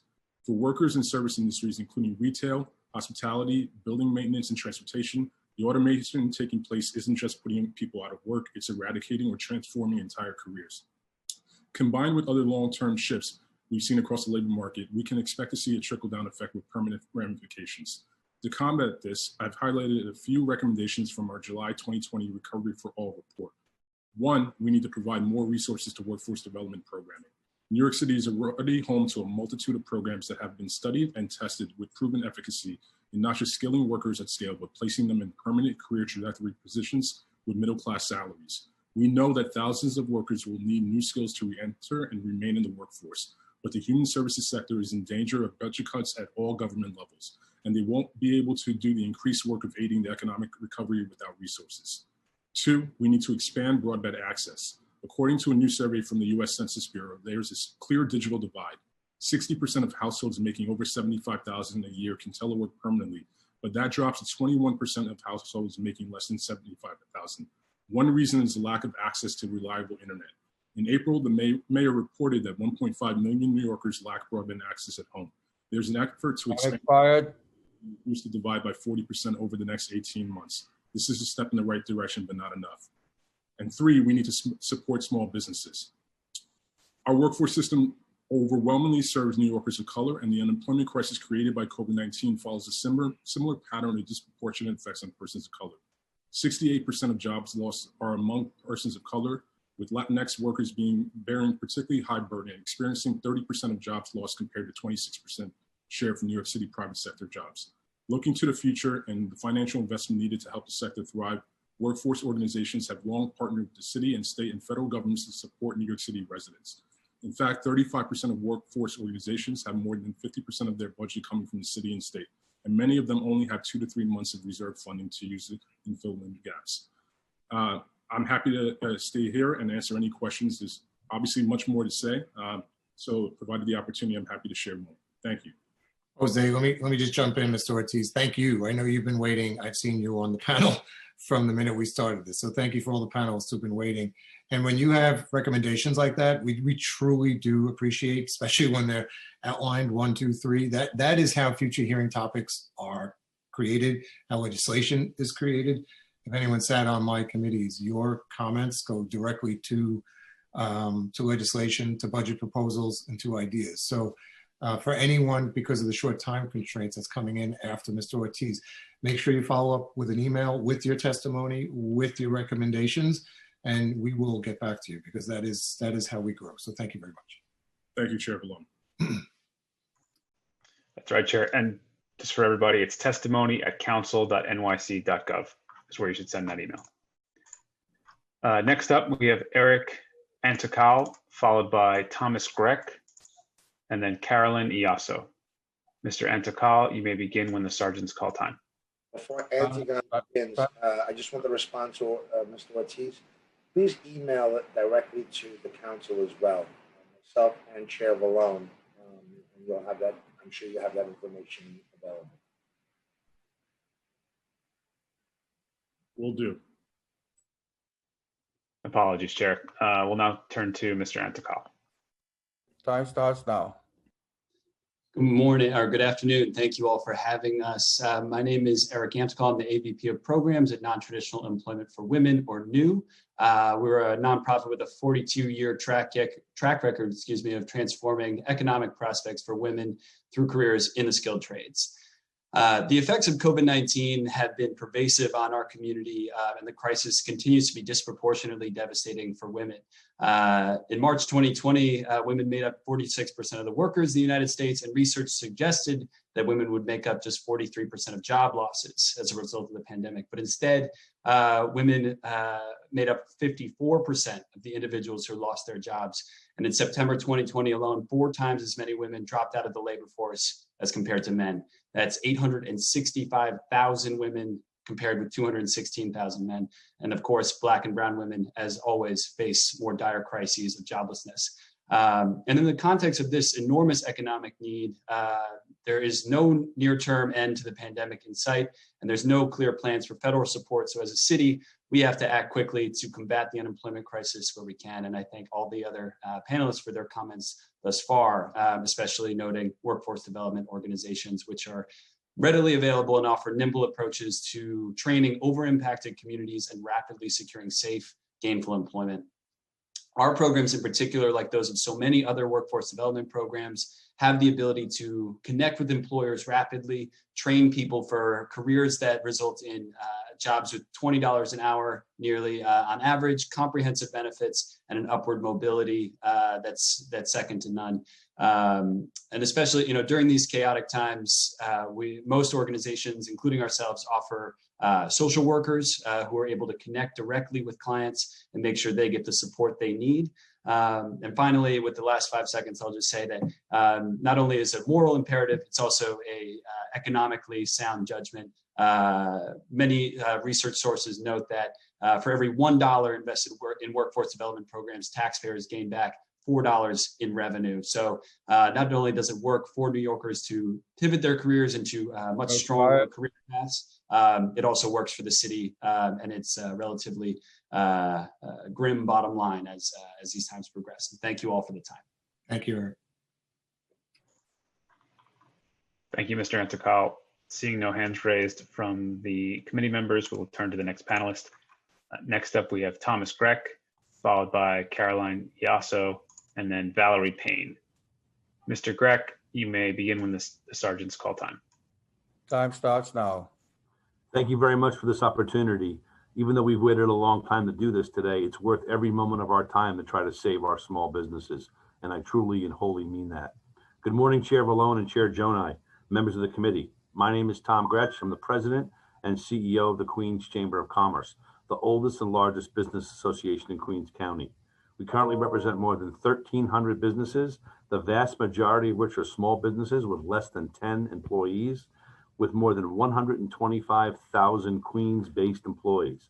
At least we had that many employees before the pandemic. Queens was the epicenter of this pandemic. In addition to the tremendous human toll, COVID has truly devastated our local economy. Like many organizations, we were forced to pivot to meet the new needs of our members. Today, out of duty of our community, we serve non-members as well, all who need our help, regardless of their membership. Throughout the pandemic, we've leveraged strong relationships with organizations in every neighborhood of the borough and further pivoted to provide support to businesses in underserved communities. From working to save New York City's oldest bar, Near's Tavern, with the support of SBS, to participating on the Mayor's Small Business Advisory Council, the Queens Chamber has partnered with a number of organizations, including SBS, to make every dollar count. We partner with SBS to distribute PPE to businesses so they can keep their employees and customers safe. In fact, we set up our own command center here in Queens, and thanks to SBS's supply, hand out over 1 million face masks. As Queens is the most diverse county in America, we have urgently focused on supporting MWBEs, businesses in Black and immigrant communities and other underserved business areas. These businesses are less likely to have received federal funding through the PPP program or be able to access quality low-interest loans. Further, we have partnered with the New York City Employment and Training Coalition to support their work in workforce development. I'm expired. Okay, Tom, you can finish up.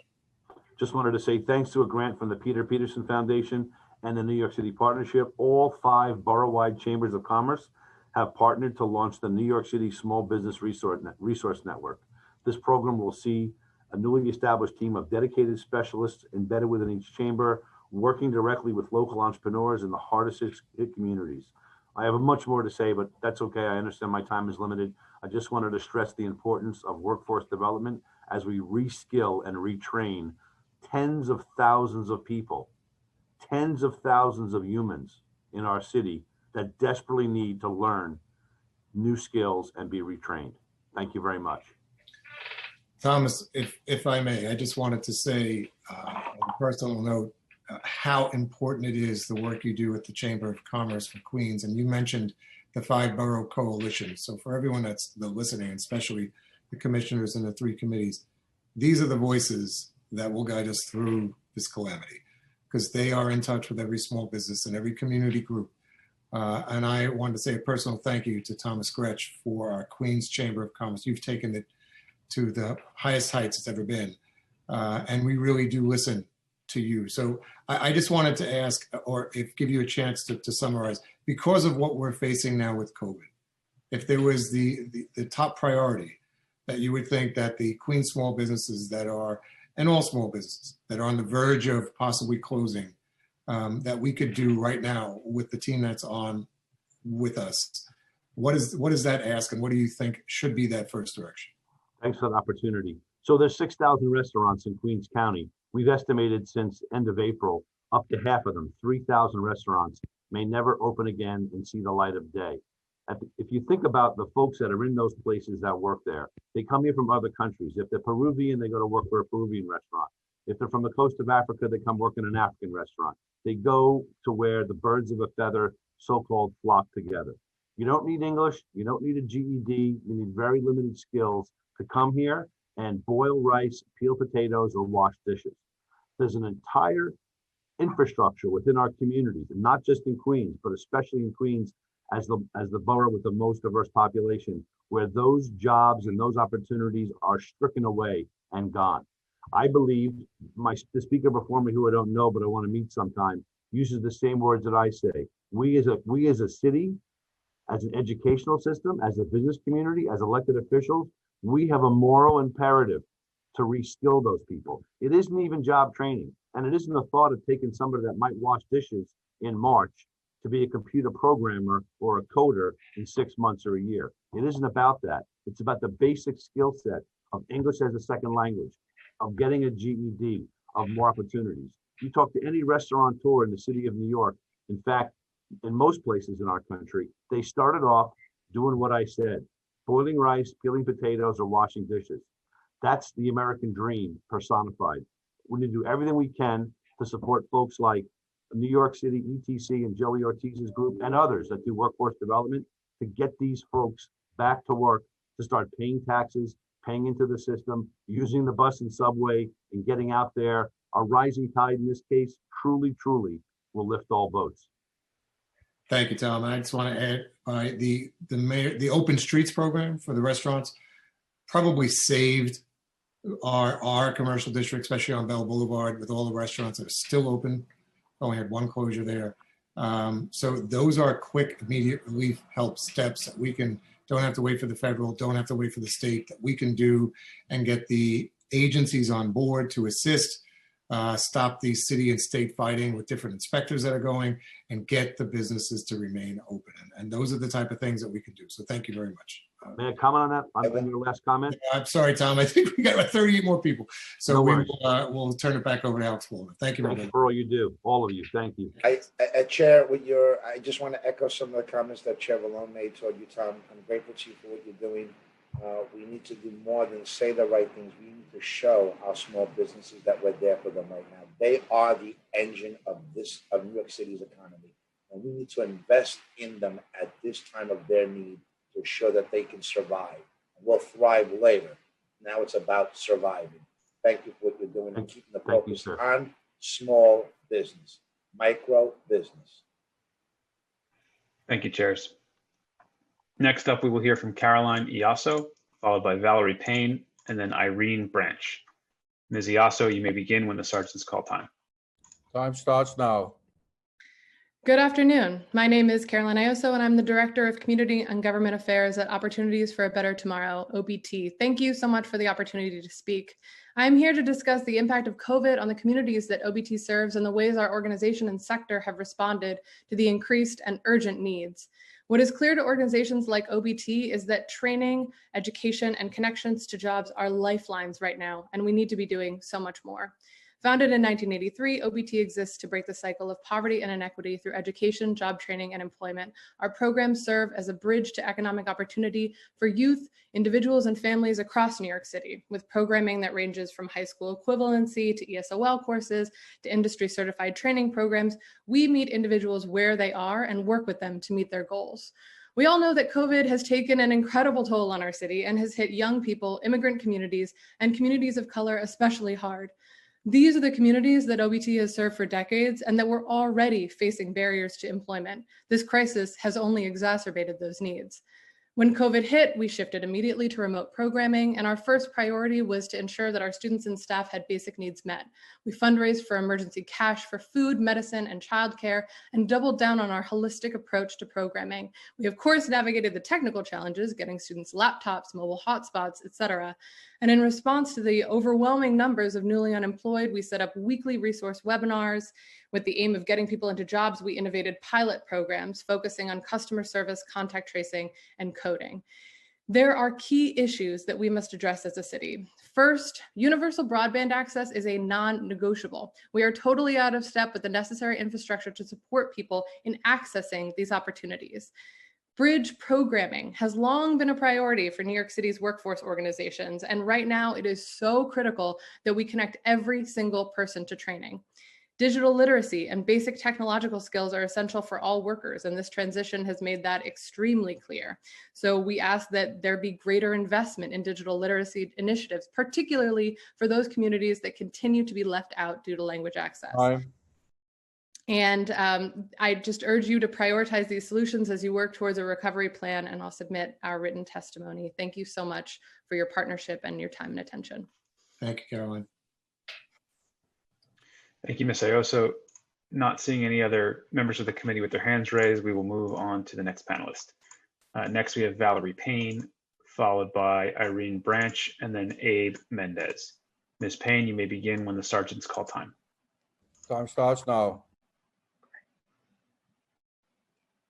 Good afternoon, commissioners and council members. Thank you for the opportunity to speak today. My name is Valerie Payne. I am executive director of Rebuilding Together NYC, as well as a member of the executive committee of the board of the New York City Employment and Training Coalition, led by Jose Ortiz, whose testimony you heard earlier and whose recommendations, of course, I also support. Rebuilding Together is a nonprofit whose mission is to repair homes, revitalize communities, and reskill individuals.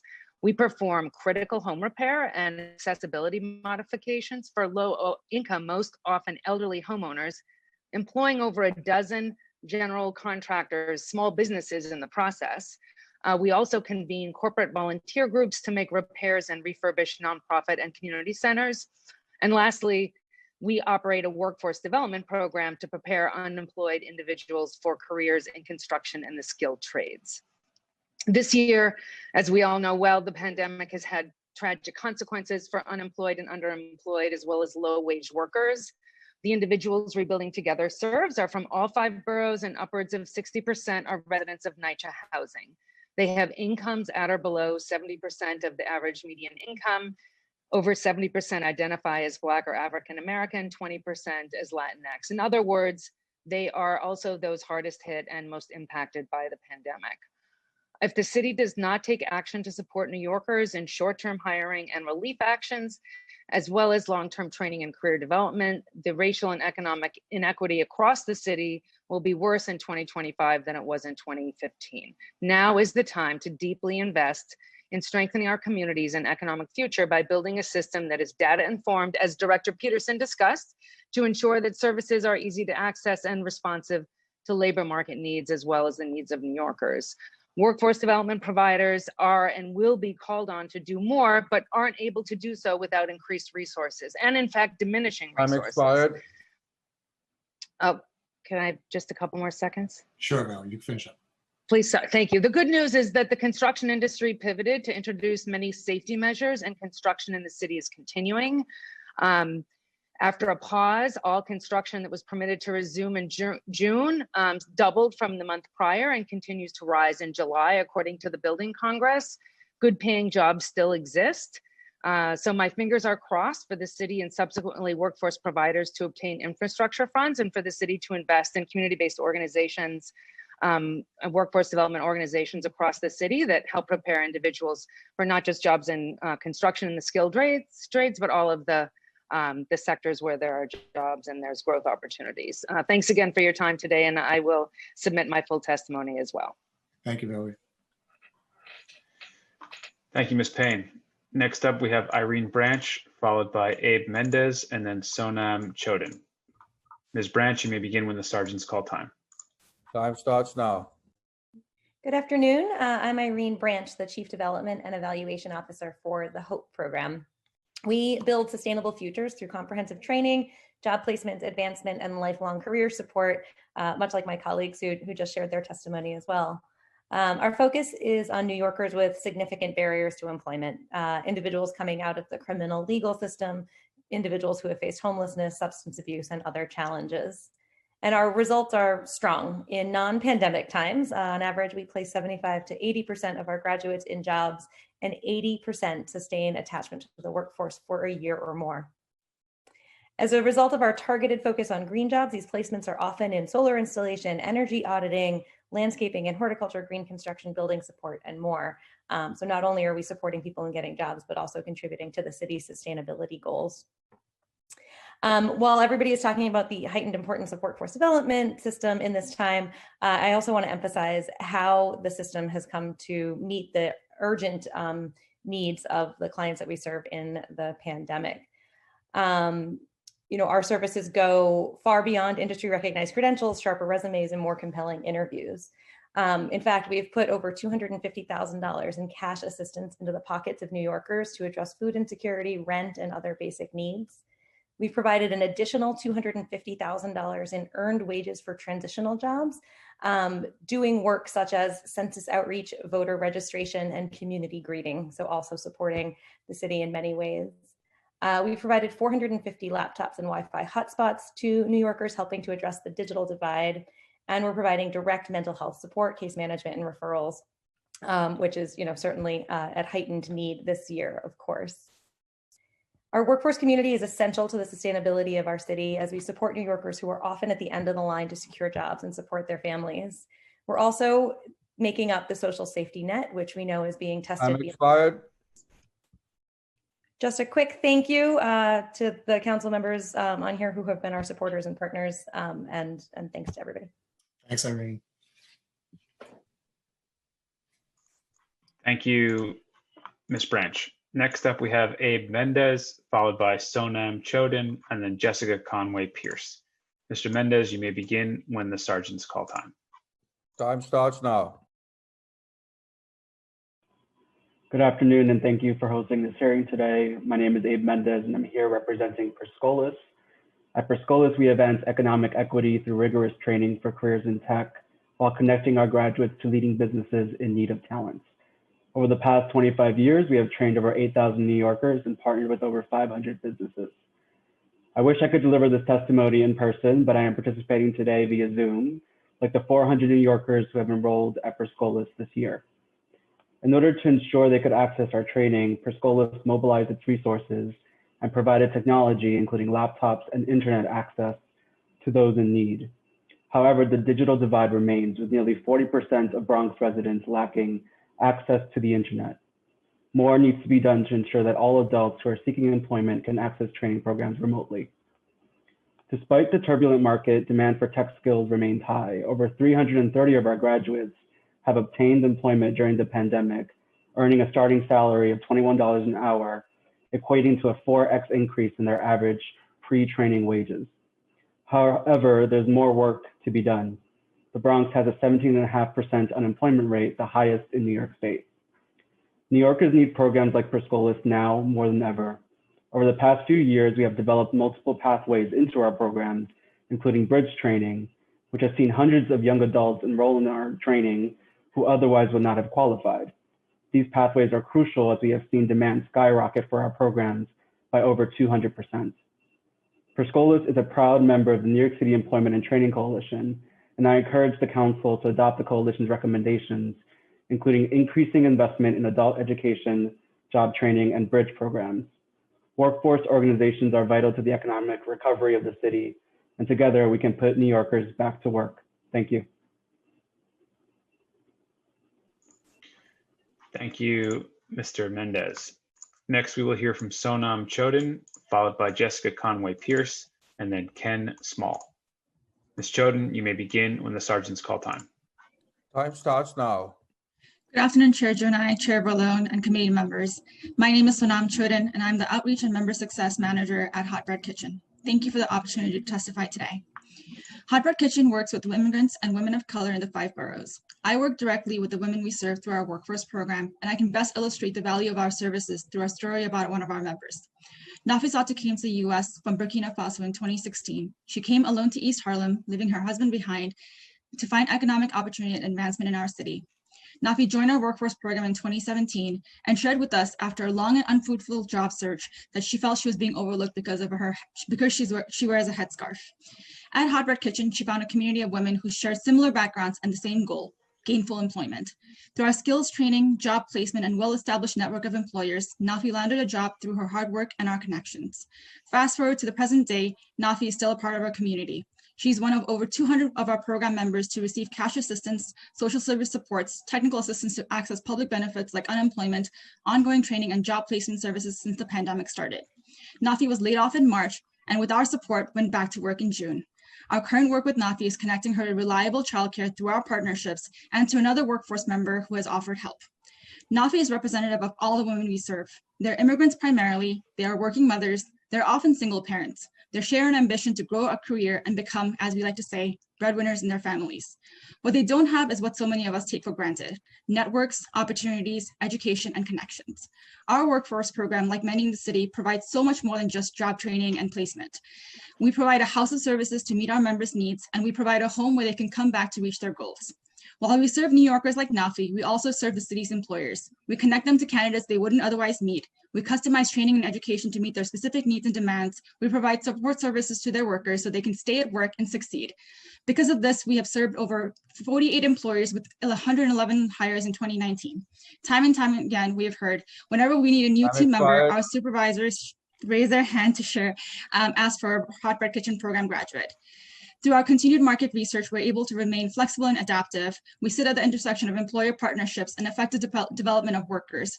Our work doesn't end at job placement, rather when our members and our employer partners meet their full potential, and this is the critical work that needs our continued support and investment.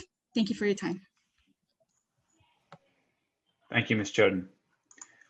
Next, we will hear from Jessica Conway-Pierce, followed by Ken Small, and then Lowell Hirschberger. Ms. Conway-Pierce, you may begin when the sergeants call time. Time starts now.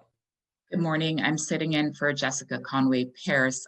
Good morning to the distinguished members of the Committees on Economic Development and Small Business. My name is Christine James McKenzie, and I'm the Associate of Communications, Learning, and Policy at Jobs First New York City, a nonprofit intermediary that creates and advances solutions that breaks down barriers and transforms the system, supporting young adults in their communities in the pursuit of economic opportunities. The pandemic has drastically increased the number of young adults who are out of work and out of school, which is now estimated at 27% to 34%. And that's between 259,000 and 324,000 young people. Any workforce and economic recovery strategy needs to take into account this population and the organizations that serve them. Jobs First New York recommends the following. I submitted a long version online. Our first recommendation is map in-demand skills and partner with employers to develop new strategies to improve educational and training programs for young adults. It is imperative that young adults receive relevant training to meet the evolving job market. Bridge the digital divide. We need substantial investment in providing digital tools, training, and support to our young people and their communities. Provide funding for mental health counseling and support. We recommend a network of community programs and advocates be given access to funds to support the health and well-being of young adults and their families. Expand funding for critical programs and convert current funding to general operating support for at least the next year. Food assistance programs, academic support, and childcare assistance must be supplemented so that people can focus on upskilling and return to work. Stimulate entrepreneurship via local incubators and micro agents. SBS and the NYCDC must not simply support training out of work New Yorkers. They must also support new and small businesses so that these enterprises are able to remain open. The challenges we recommend must be pliable and be rooted in the needs of the communities we serve. Any recovery strategy undertaken by the City Council, SBS, or NYCEDC should take into account these evolving needs of the communities. Thank you for listening to us today. Thank you, Christine, and for your patience too for waiting. Thank you, Ms. McKenzie. Next, we will hear from Ken Small, followed by Lowell Hirschberger, and then Janet Rodriguez. Mr. Small, you may begin when the sergeants call time. Time starts now. Committee chairs and members, thank you for convening this hearing.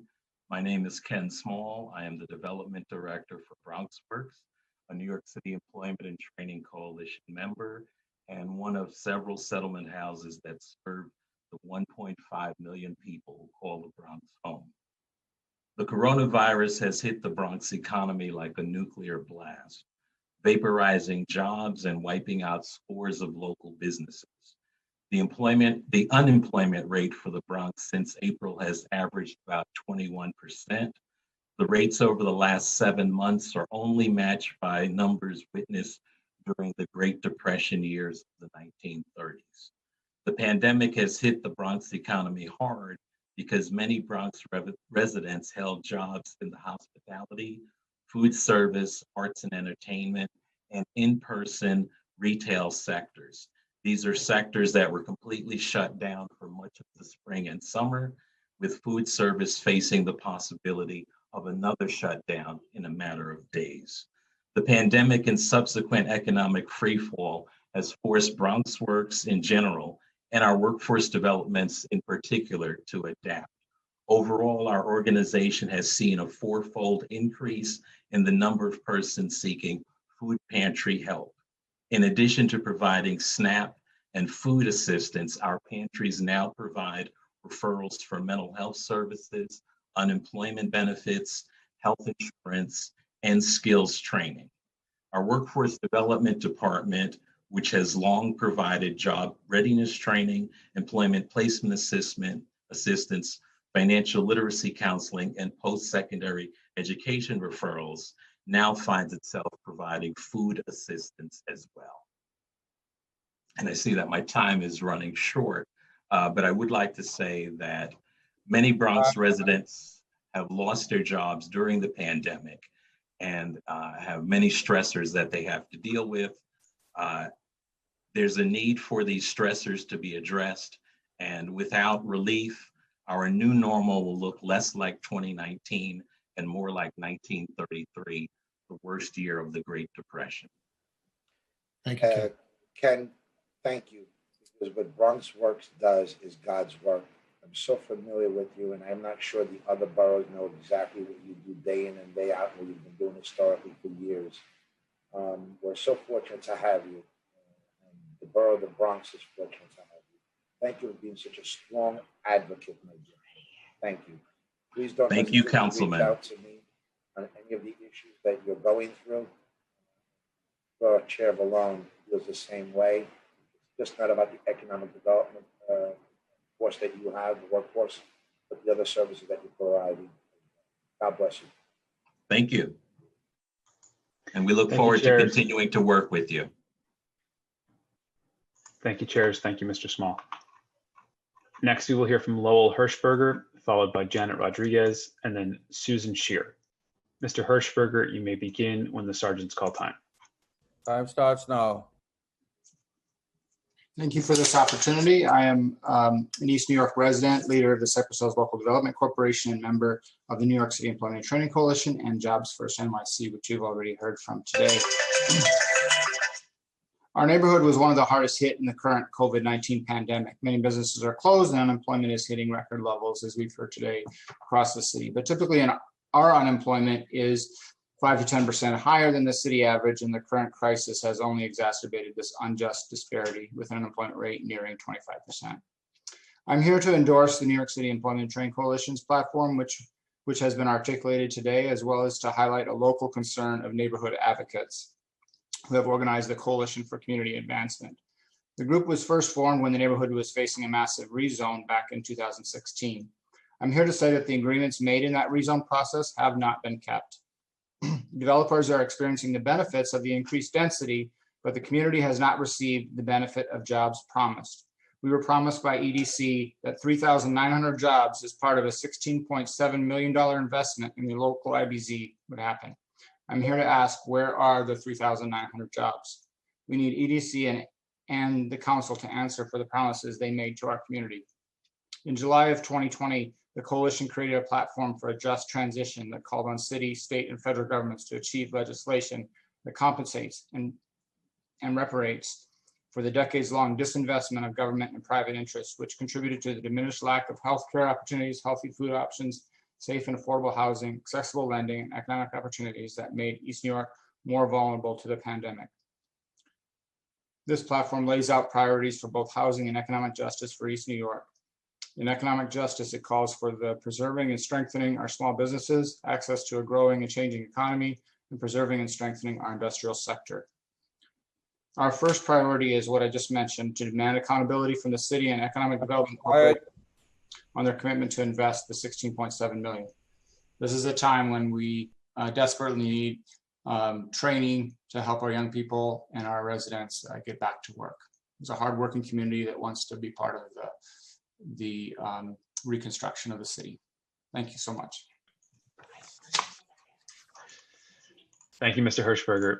Next, we will hear from Janet Rodriguez, followed by Susan Shear, and then Andrea Bowen. Ms. Rodriguez, you may begin when the sergeants call time. Time starts now. Hi, I'm Janet Rodriguez, co-founder of So Harlem and CEO.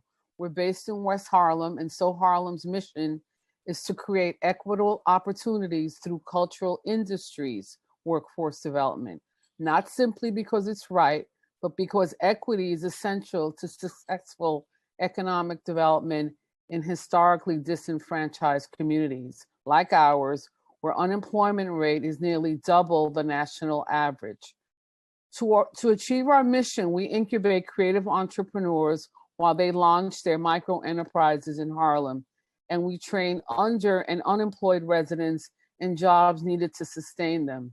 In West Harlem, 21% of our neighbors, in 1 in 5, mostly women and children, still live below the poverty line.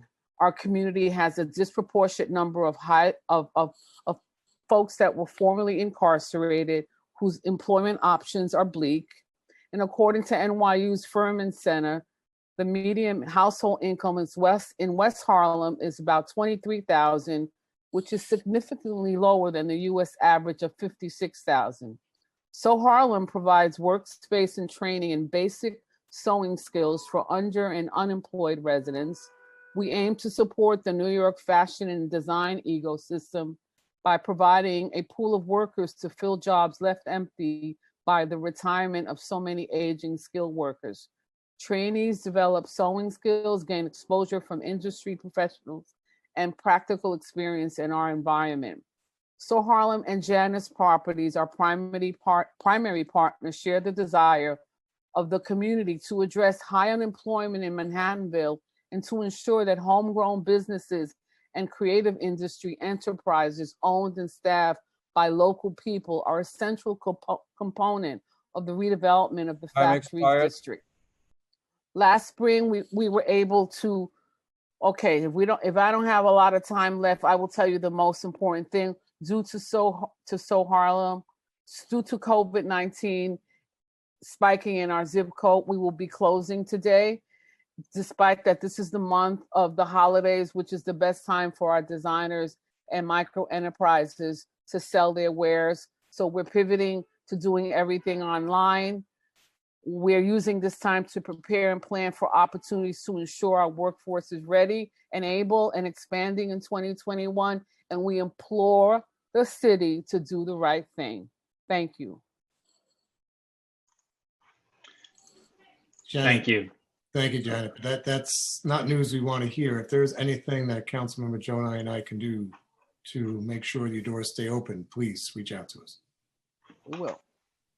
Ms. Rodriguez, I've been speaking to SBS and this administration on advertising, educating, and promoting the importance of shopping locally. We know that every dollar you spend in a local community, 67 cents of that dollar stays within that community.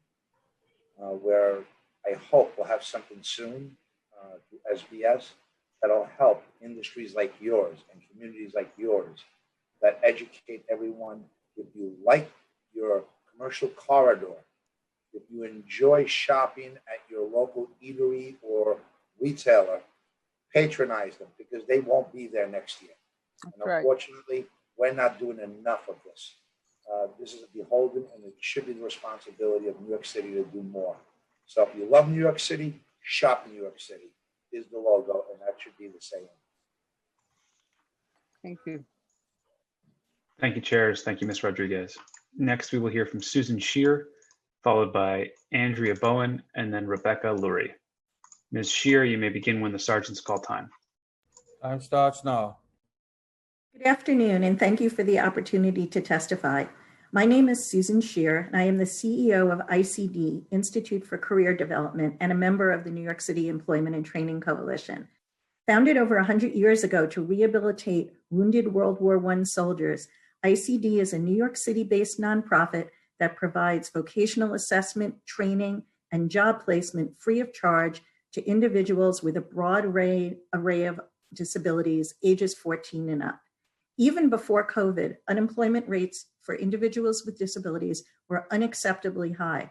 During the longest economic expansion on record, 70% of individuals with disabilities weren't in the workforce, and the unemployment rate was 2.5 times that of individuals without a disability. Often among the last hired and in entry-level service roles, individuals with disabilities were among the first to lose their jobs in this downturn. Others were forced to give up employment because the nature of their disability placed them at higher risk for COVID-related complications should they contract the virus. To be clear, as a person with a disability myself, I can tell you that individuals with disabilities want to work. They come to our organization for services even now to advance and get themselves ready for the uptick. 1 in 5 individuals has a disability. Post-COVID, that number will surely rise as many of our fellow New Yorkers experience lasting health impacts from the virus. These so-called long haulers will need organizations like ICD who can help them get back to work. Despite the extreme level of need, assessment and training services accessible to individuals with disabilities are largely missing from the city's current workforce development programs funded by agencies such as SBS and EDC. State and federally funded vocational rehabilitation programs, while vital to the workforce development ecosystem, do not meet the needs of all New Yorkers with disabilities. The status quo needs to change, and it needs to change now. When you are already considered quote unquote not normal, back to normal is definitely not good enough. We can start by welcoming individuals with disabilities and community-based providers that have expertise in preparing individuals with disabilities for employment to the planning table as we look towards recovery. Can I do one finish? Sure, thanks. All right, to borrow from the show Hamilton, we want to be in the room where it happens. At this historic moment, the disability community, my community, is eager to be part of rebuilding New York City's economy. We look to the council to ensure that the new normal is one that embraces disability, equity, and full inclusion. Thank you. Thanks, Susan. Yes, we're going to have to change that to the virtual room where it happens. One of my favorite lines in it. Thank you. Thank you, Ms. Shear. Next, we will hear from Andrea Bowen, followed by Rebecca Lurie, and then Sylvia Morse. Ms. Bowen, you may begin when the sergeants call time. Time starts now. Thank you. My name is Andrea Bowen, Principal of Bowen Public Affairs Consulting. Thank you, Chair Vallone, Chair Jonai, council members and committee staff for the opportunity to speak. I'm speaking today on behalf of the New York City Network of Worker Cooperatives, or NCNOC, and I'm also informed by experience of other clients and advocacy work. Worker cooperatives provide a unique opportunity to simultaneously provide New Yorkers with not just jobs, but ownership and accordingly management of the very places they work. Several of my colleagues, including Rebecca Lurie, testifying after me, and Sadaf Sayal of NCNOC will speak more to this when they testify. I come to work with NCNOC from a vantage point informed by working with worker co-ops, also being a transgender woman and an activist, and also advocating and co-designing workforce programs. I helped design Unity Works, a workforce program for LGBTQ runaway and homeless youth, which is a partnership between the Unity Project, DYCD, and the Center for Youth Employment. And in helping develop this program, I spoke with youth and advocates alike about what they would want to get out of it. And one of the things that they wanted as career goals was learning about entrepreneurship. Worker cooperatives provide this. NCNOC and its partners have created programs to train people across the age span, young adults as well as folks older than 25, to create and run their own businesses. And worker cooperatives are an especially successful model for building ownership among folks in Black, Indigenous, and people of color communities. And the appeal for worker cooperatives for LGBTQ people is not hard to fathom. LGBTQ people, including transgender folks, face disproportionate unemployment rates, as we generally know. The one issue here is that a lot of funding streams, especially federal streams, limit what workforce programs can do, which is why city tax levies should be used to help integrate workforce programs and worker cooperative training programs. And I'll reserve the rest of my time for my colleagues. Andrea, thank you so much. And I love the decorations. As you can see, I'm surrounded by my house decoration. Thank you, Councilmember. Thank you, Ms. Bowen. Next, we will hear from Rebecca Lurie and then Sylvia Morse, followed by Sadoof Sayal. Ms. Lurie, you may begin when the sergeant's call time. Time starts now. Good morning or afternoon, and thank you, Chairs Vallone and Jonay. My name is Rebecca Lurie. I am the founder of the Community and Worker Ownership Project at the CUNY School of Labor and Urban Studies. Last spring, I was invited to join the Mayor's COVID Recovery Advisory Council for Labor and Workforce Development. We now convene a working group on cooperative solutions aimed to explore innovative solutions with these industry representatives and partners. In partnership with the Cooperative Industry Business Association, New York City Network of Worker Co-ops, we over time have designed instruction for workers to become cooperative owners from workforce education to college. We have learned where there are barriers to deliver cooperative business education. When workforce development funding is used for job training and placement, there is a misfit for worker owners of small firms who will not hit the traditional milestones used for workforce development of a pay stub in 90 days. Collaborating on an endeavor to run and operate companies offers people a pathway to personal fulfillment and agency that cannot be measured by a paycheck alone. This cannot be underestimated when genuinely considering DEI initiatives that are aimed for diversity, equity, and inclusion. When occurring in communities of color, we lay the groundwork that can untether them from the economy that for too long has come with exploitation and exclusion. COVID has made challenges to the small businesses huge. The gigification of work in too many sectors has risen as a business solution that is intended only to extract wealth of labor for investors. Keeping talent and profit in the company and the community serves as a multiplier effect for community development and community well-being. Our EDC needs to look at real estate as an asset to unleash towards this multiplier. By many accounts, the largest barrier to equity in our city is real estate. We need to unleash property to support cooperative businesses, knowing that a stated purpose of these businesses is to serve local economies and the people who work there. Our mayor just announced owners to owners, thank you. And this will support business owners to sell to their workers. There needs to be training in place that will support that endeavor. Finally, I'd like to say we need to tie economic development and workforce training together with property uses and access to training and education that support the type of small businesses that cooperatives represent, for the people, by the people, with democratic control at its core that stay in place. Thank you. Thank you, Rebecca. Thank you, Ms. Lurie. Next, we will hear from Sylvia Morse, followed by Sadoof Sayal, and then Alisado Coronado Hernandez. Ms. Morse, you may begin when the sergeant's call time. Time starts now. Good afternoon, Chairpersons Jonai and Vallone, and distinguished members of New York City Council Committees on Small Business and Economic Development. My name is Sylvia Morse, and I'm Assistant Director in the Cooperative Development Program at Center for Family Life, a 42-year-old social services organization in Sunset Park, Brooklyn. CFL has been part of the council-supported Worker Cooperative Business Development Initiative since its start in 2014, through which we provide tailored and long-term technical assistance and training to immigrant and women workers to run their own cooperative businesses in service sectors such as cleaning and childcare. Our workforce development services also include job readiness and placement assistance through our adult employment program. CFL-supported cooperatives have generated over $15 million and helped stabilize families of more than 500 workers. Worker owners in the cooperative businesses we support are primarily immigrant women who are English language learners and parents. As small business owners, these workers create better jobs, typically seeing their hourly wages double, and establish a path to their family's economic stability and build knowledge and skills to take on leadership positions in their businesses and communities. The pandemic and economic crisis, however, has presented significant challenges.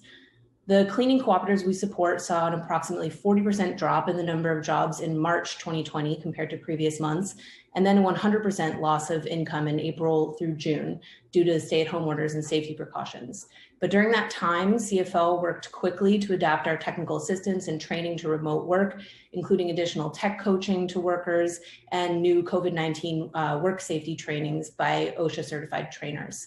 The cooperatives developed new safety procedures, added new lines of business, and even recruited and trained more workers. As a result, cooperatives and their worker owners are seeing monthly job volume at about 60% of that before the pandemic, and year-to-date sales are around 80% of what they were this time last year. These numbers reflect cooperatives' resiliency, but also the need for ongoing support as these workers and their communities weather this economic crisis. Time expired.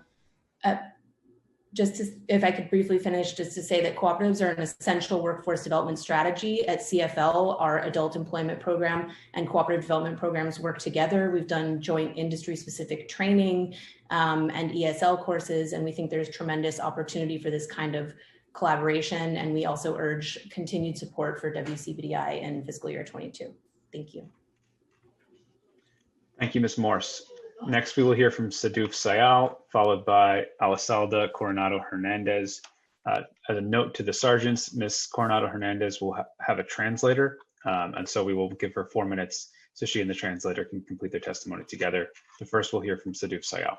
Mr. Sayal, you may begin when the sergeant's called. Time starts now. Thank you. Good afternoon. My name is Sadaf Sial, and I'm with the New York City Network of Worker Cooperatives, also known as NCNOC. We are a trade association that represents worker co-op businesses across New York City, which are overwhelmingly owned and controlled by women, immigrants, and people of color. I'm also here today on behalf of the 13 organizations that comprise the Worker Cooperative Business Development Initiative, or WCBDI, which, as you may know, is funded through City Council discretionary funds.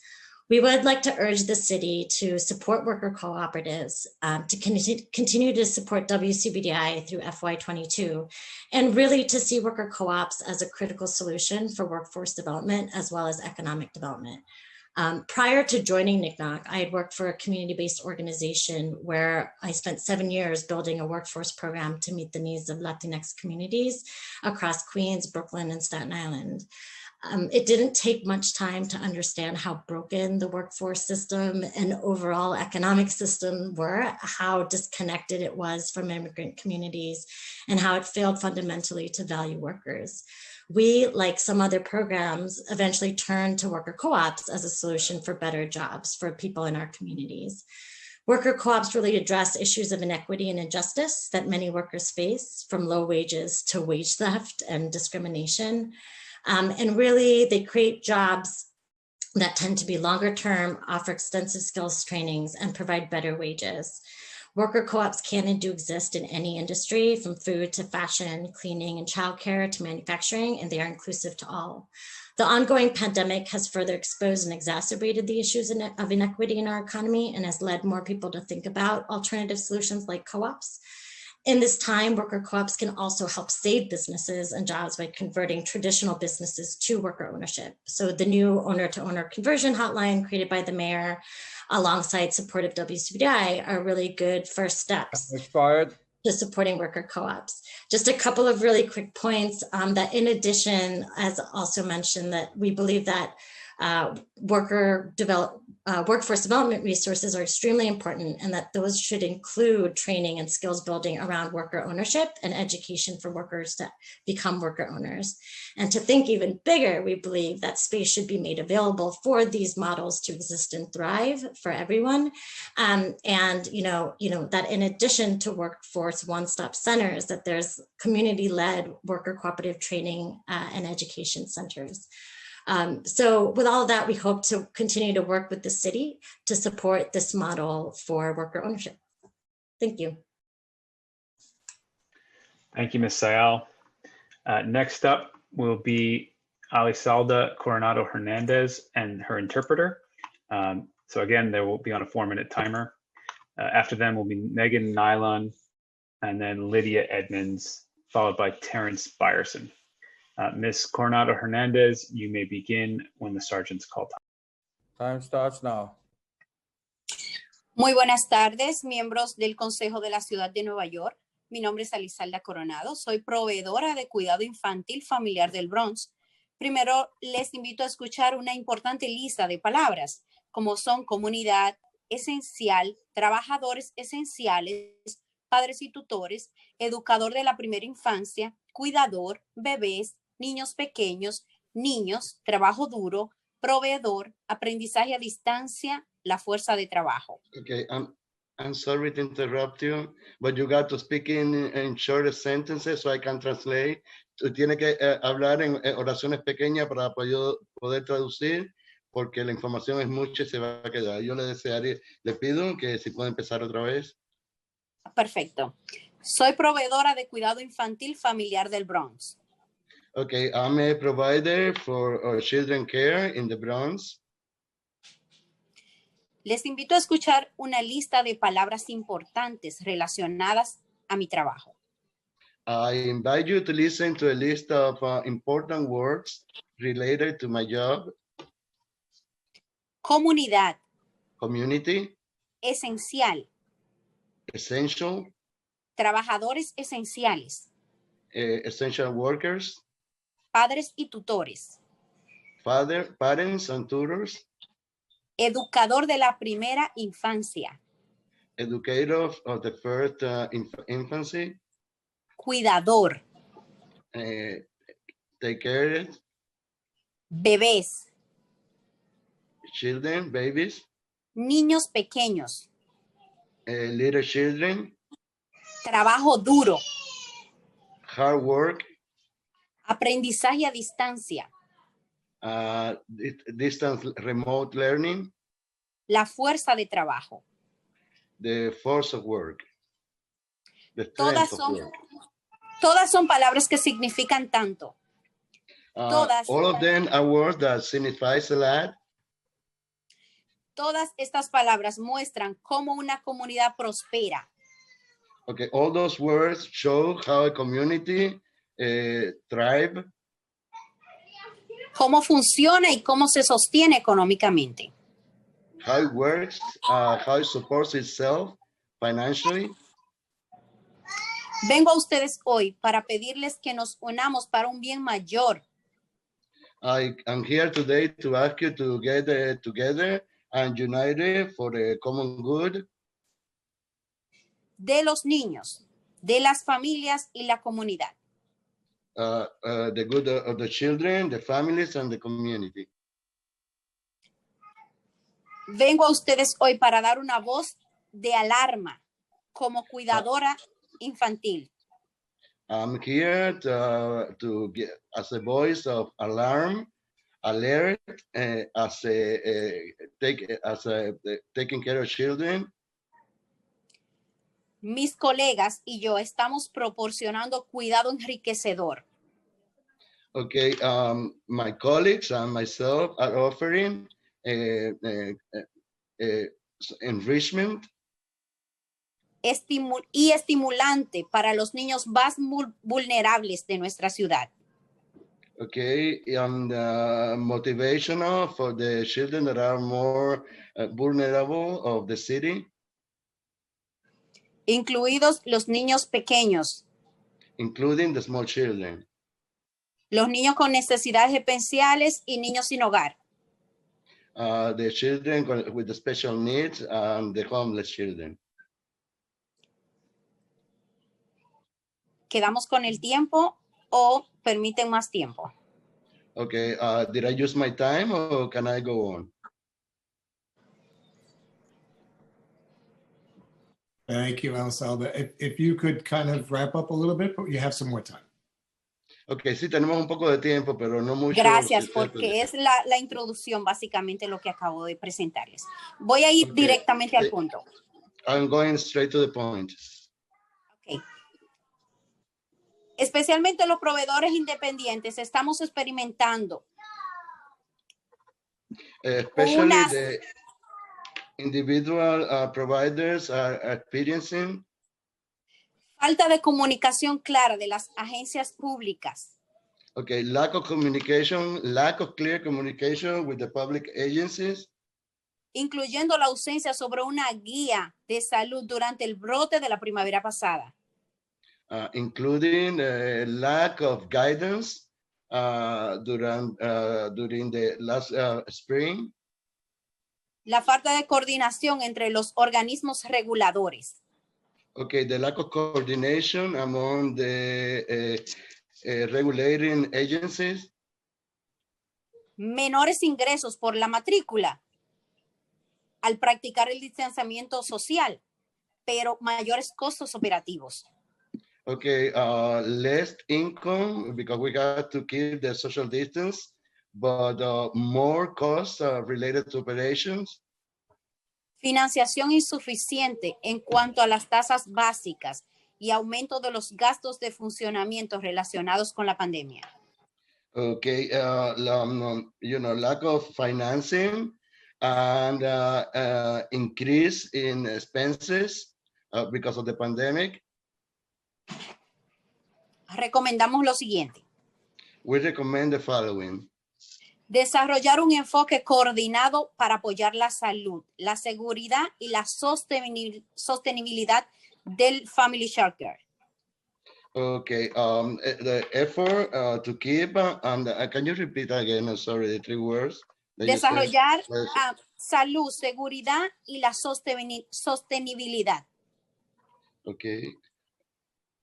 Okay, to improve the health, the safety, and the sustainable, and making it sustainable. Comunicarse regularmente con las empresas de cuidado infantil en formatos claros y accesibles en su lenguaje. Okay, more communication with the agency of caring for children and being clear and communicating in the right language. El no compartir, no sería el correcto lenguaje, sino el lenguaje, la disponibilidad de los lenguajes que tiene la ciudad, todos los idiomas. Okay, she said that, provide this information on all the languages that are in the city. Ofrecer subsidios que se adapten a las necesidades de los proveedores de cuidado infantil y otras empresas que trabajan desde el hogar.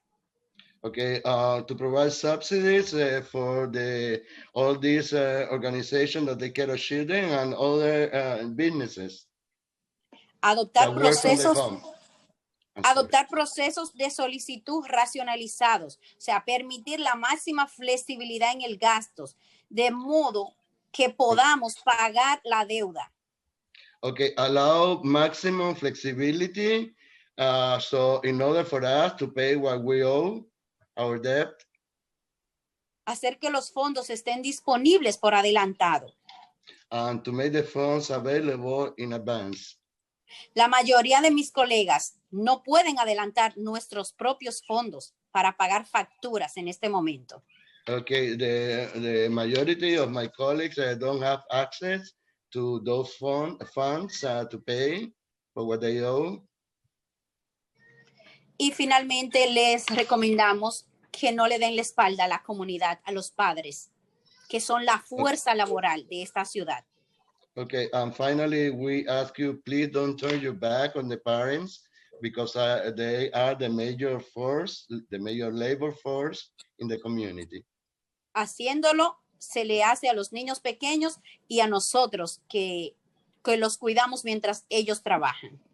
Okay, doing that, you're going to benefit the small children and us that take care of the children while they work. En gracias por su tiempo. Thank you for your time. Thank you. Thank you. Gracias.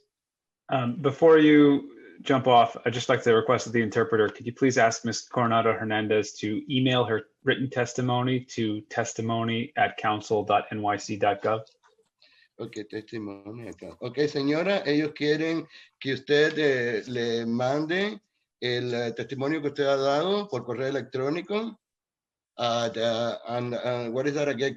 Council? It's a testimony. Testimony. At council.nyc.gov.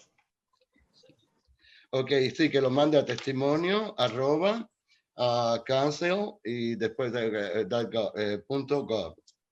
Ok, voy a confirmar.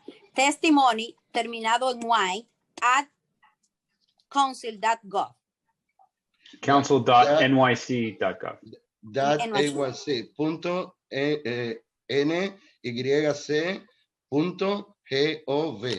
Okay. Perfecto. Lo puedo traducir en inglés también. I can translate it to English, so in order for you to understand. Great. Gracias. Thank you so much. Okay, muchas gracias. Next, we will hear from Megan Nyland, followed by Lydia Edmonds, and then Terrence Byerson. Ms. Nyland, you may begin when the sergeant's call time. Time starts now. Thank you. Good afternoon. Thank you to the chairs, city council, and fellow panelists for everything you're doing to help unemployed New Yorkers. My name is Megan Nylon, resident of Washington Heights and current graduate student at CUNY. I'm also an avid gardener and here to speak about the 5,000 acres of unused land in New York City that can be used for urban agriculture and farm economies. Earlier this year, the City Council passed Local Law 40, a 10-year food policy plan that includes developing and improving food and farm economies. Urban agriculture can generate revenue and provide long-term employment for our communities, in addition to plenty of part-time employment for students and youth and working opportunities for disabled New Yorkers. Urban farming also provides a COVID-friendly working environment as employees can easily socially distance outside while performing their tasks. In 2018, Intro 1058 called for the development of a comprehensive urban agriculture plan. In order to generate more jobs through urban agriculture, the city should establish a committee on urban agriculture to catalog available land and provide resources and materials to community members to start their own farming businesses. New York City should also make it easier for those already gardening to retain income earned on city-owned land. Many community gardeners are immigrants, communities of color, and nature residents, and they deserve to earn income from their labor. I urge the City Council to consider urban agriculture development as one way to support economic growth and equity in our communities. And thank you for your time. Thank you, Ms. Nyland. Next, we will hear from Lydia Edmonds, followed by Terrence Byerson, followed by Antu Nguyen. Ms. Edmonds, you may begin when the sergeant's call time. Time starts now. Council members and committee staff, thank you for your time today. My name is Dia Edmonds. I have a degree in labor studies, and I'm currently a student researcher at the CUNY School of Public Health and Health Policy. I'm here today to discuss issues of workforce equity that are being overlooked by Resolution 1320-2020, which calls on the USDA to expand the kind of retailers permitted in the SNAP online purchasing program. The objective is to ensure vulnerable communities in New York City can safely access healthy food by ordering online for delivery. This program itself depends on a vulnerable, often marginalized workforce as the crucial link in delivering groceries to New York City's elderly, disabled, and other SNAP participants. The primary online retailers in this program currently are not small businesses. They are Amazon and Walmart, global corporations not required to disclose how much of their revenue is from their very own employees needing to use SNAP benefits. Qualified retailers along the supply chain, including warehouses and delivery service providers and platforms, must be held accountable to meet standards of fair pay in order to receive SNAP dollars. This is essential during the COVID-19 pandemic and beyond. Otherwise, we are feeding SNAP recipients off the backs of marginalized and exploited workers who themselves end up requiring SNAP benefits if they dare apply. Today, as you consider the implications for small business, economic development, workforce development, and unemployment, please consider the labor of delivery workers and why this is not being addressed by the USDA. This resolution must be amended to hold the USDA accountable.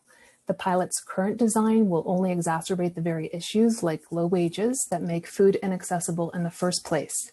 I urge the co-sponsors present to amend Resolution 1320-2020, bring it out of committee and to the floor for a vote. This resolution must require retailer transparency and fair labor practices to be consistent with the track record and values the New York City Council works so hard for. New York City can lead the way in ensuring local, state, and federal policies do not continue to perpetuate poverty. Thank you for your time and solidarity. Thank you. Next, we will hear from Terrence Byerson, followed by Antu Nguyen, followed by MJ Okma. Mr. Byerson, you may begin when the sergeant's call time. Time starts now. Good afternoon, Chair Vallone, Chair Gonaj, and members of the council. And thank you for holding today's important hearing on workforce development. My name is Terrence Byerson, and I am the Community Relations Manager at Strive. one of New York's leading workforce providers for those that have encountered barriers to employment. Our model has propelled thousands of New Yorkers into upward mobility and economic stability by empowering our students to employment that leads to careers and not just jobs, while providing the essential social supports necessary to sustain employment.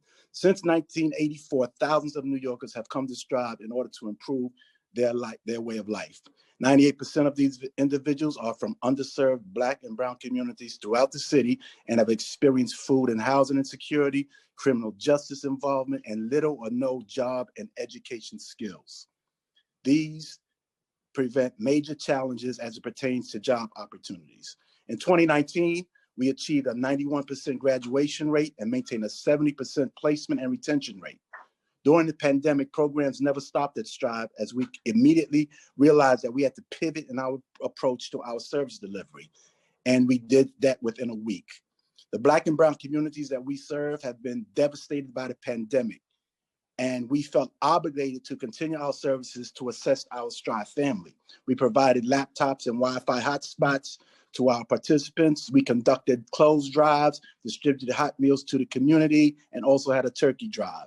On top of that, we contacted over 4,000 alumni to assess their needs and help navigate unemployment, while placing over 360 alumni in employment and sending over 900 individuals on interviews.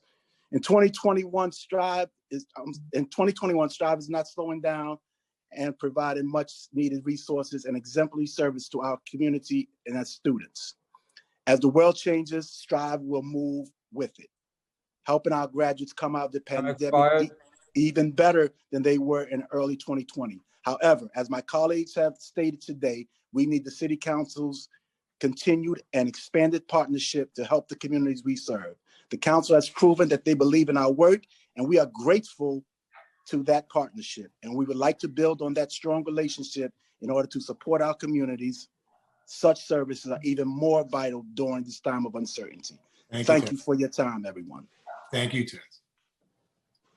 Thank you, Mr. Byerson. Next, we will hear from Antu Nguyen, followed by MJ Okma, and then Kayana Beckles. Ms. Nguyen, you may begin when the sergeant's call time. Time starts now.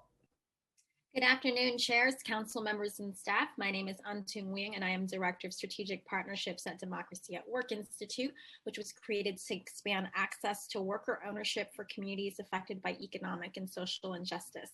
On behalf of the 13 organizations making up the New York City Council-funded Worker Cooperative Business Development Initiative, WCBDI, thank you for the opportunity to speak to our achievements and emphasize how worker ownership can ensure good jobs and good work and resiliency in this time. The South Bronx has for 35 years been home to a national model for high road workforce development and the largest worker cooperative in the country, Cooperative Home Care Associates. CHCA has transformed a traditionally low-wage, high-turnover, yet crucially important sector, home health care, for the better, raising job quality and industry standards through worker ownership, and with continuous investment in on-the-job training and skills development, from recruitment to training to placement and employment. Now with over 2,000 staff, the vast majority women and immigrants of color, all essential workers working during the COVID-19 pandemic, CHCA has produced incredible workforce development results as a worker-owned business. Of the 630 job seekers enrolled annually, 94% of them graduate with a portable credential and 85% are employed as home health aides. Of those, 68% remain employed after 1 year. All of those who graduate from the embedded training program are guaranteed a job and eventually a part of this, a stake with CHCA as a worker owner. In comparison, according to the National Benchmarking Project, similar low-income training programs on average secure employment for only 29% of enrollees. And of those, just 38% remain employed after 1 year. New York City Council's investment in worker ownership is a national model for creating sustainable economic development, good jobs, and good work, with cities including Boston, Philadelphia, and Madison following our lead. We believe that it's critical to continue this work that we're doing to support small businesses and create good jobs, primarily in immigrant communities and communities of color, to keep them expired, create new opportunities for high road work, offer a means to build and root wealth in neighborhood and communities, and sustain and grow the diversity of small businesses and good jobs in New York City. I thank the City Council for the opportunity to testify. We ask the City Council to further support for WCBI and worker co-ops as a critical part of workforce development and the essential long-term economic recovery work that will be needed in the year to come. Thank you. Thank you. Thank you, Ms. Nguyen.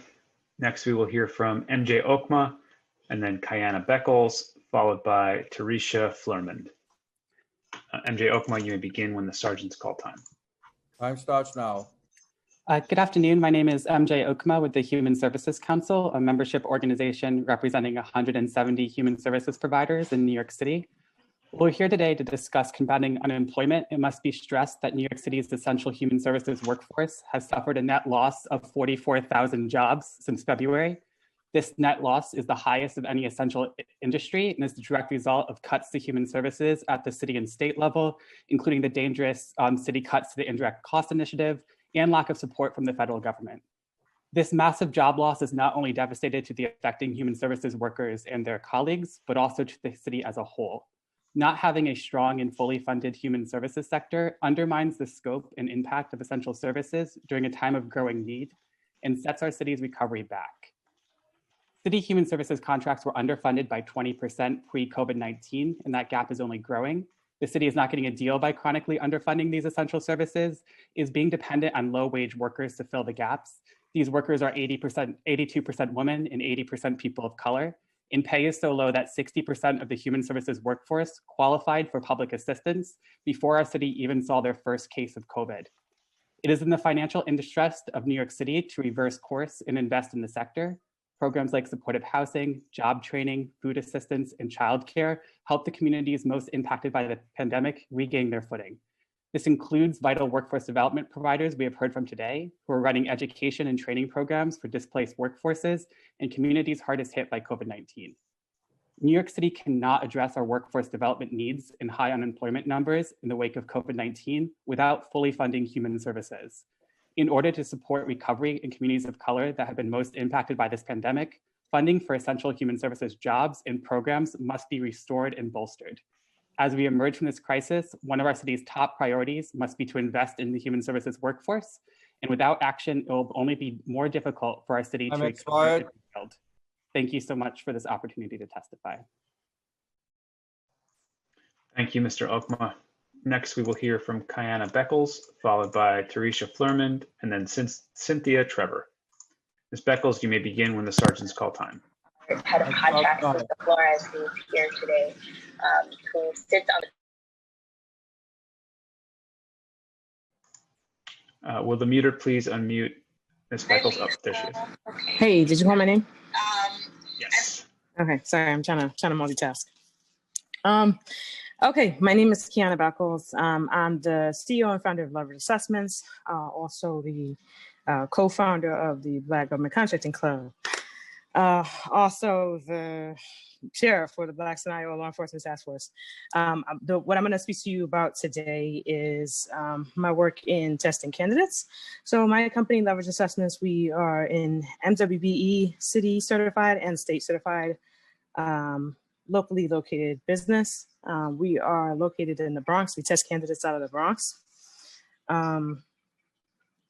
And we have utilized in the past the city's workforce development programs, including summer youth, as well as the interns from CUNY Central. Those programs disappeared this summer, which was definitely a blow, but we are prepared to host interns whenever they come back remotely. We've transitioned everything so that we do everything remotely. And as a professional services company, we're prepared to test candidates remotely and to host interns remotely. And I think that there is a program coming back that's designed to link interns with MWBs and that sort of thing. And that's great. I've signed up for that. DCAN stopped testing for city jobs in March. We have to continue testing people for jobs because we can do it remotely. Although one of the biggest challenges to testing candidates for jobs remotely is internet accessibility, particularly for candidates that are in those low-income neighborhoods. Candidates who are testing for city jobs are generally in the lower socioeconomic category. They come from all areas of the city. They are sometimes immigrants. They are sometimes new to the US, but they are super strong part of our economy. And once they test for those jobs, they generally are on a waiting list for about 2 years before they get hired. So I'll say that my primary recommendation is really about shortening the time from testing to hire for city jobs. I think that that's one of the most critical things about making our city programs more effective. For people who are in that lower income category, they cannot wait for 2 years to get a job. You cannot wait for 2 years for a program to come out. By the time that program comes out, it's irrelevant. Thank you, Ms. Beckles. Next, we will hear from Tarisha Flermond, followed by Cynthia Trevor, and then Osman Mariano. As a reminder to anybody who remains who'd like to testify, if you have not heard your name called, please raise your hand using the Zoom raise hand function. Ms. Flermond, you may begin when the sergeant's call time. Time starts now. Council members, thank you for this opportunity. My name is Tarisha Flermond. I am a master's student at CUNY School of Public Health and a qualified nutritionist. Vulnerable communities in New York City are combating more than just the immediate impact of the COVID-19 pandemic. Data from the CDC suggests that serious illness resulting from the COVID-19 disproportionately affects people and communities of color due to the underlying health and economic challenges that they face. RES 1320-2020 is calling for the USDA to expand the number of retailers that are permitted in the SNAP online purchasing program to ensure vulnerable communities in New York City can safely access healthy food. The SNAP program helps combat food insecurity by offering nutrition assistance to millions of eligible low-income individuals and families, and by providing economic benefits to communities. Currently, SNAP payments online is only allowed for Amazon, ShopRite, and Walmart in New York. Pushing for this resolution will help control the spread by reducing physical contact and will help stimulate the economy in those neighborhoods by creating jobs for safe, healthy food delivery.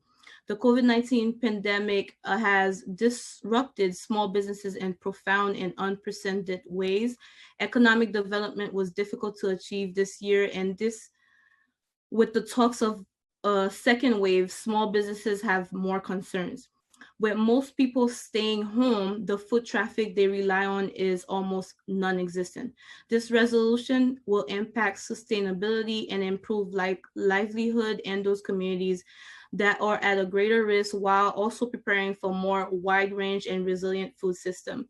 I ask that you support Resolution 1320-2020 by calling on the USDA to revise the SNAP online pilot program to preferentially support local food businesses. Thank you. Thank you, Ms. Flermond. It looks like Cynthia Trevor has jumped off, so we will move on to our final panelist. Osman Mariano, you may begin when the sergeant's call time. Time starts now. Hi, I'd like to first start by thanking this committee and all your city council colleagues and staff for your truly heroic work to ensure the continued survival of our city. While I do appreciate and I'm thankful for the city's response to COVID-19 pandemic, other city business must continue. Small businesses are uniquely positioned to develop and quickly innovate, quickly implement innovative recovery solutions. They need your support. Hello, my name is Osman Mariano. I'm a graduate student at CUNY School of Public Health. I'm here to give support and bring attention to City Council Resolution 007-2018 that urges the state legislature and the government to pass and sign into law the creation of a definition of honey and create uniform standards for its sale. Using an equity lens, regulations and markets can be bridged. In 2010, New York City legalized beekeeping. As of 2016, there were 300 beekeepers. This small yet vibrant community needs your support. Bolstering New York's broadly supported $100 million honey industry is an innovative approach that can add to New York's economic recovery. With a global market of $2.3 billion, honey is the third most baked food in the world. Every year, 600 pounds of honey are consumed in the US. That's about $1 billion. US honey consumption has increased 30% in the past decade. Per capita, New York is the largest honey producer in the Northeast, the 10th in the nation, and yet there's no precise definition nor regulatory standards for honey. Better regulations increase consumer protection and confidence and facilitate the creation of new jobs and additional resources for municipal income. This market also adds to the much needed infrastructure for New York. New York City Council Resolution 0071-201 is the first good step. Thank you. Thank you, Mr. Mariano.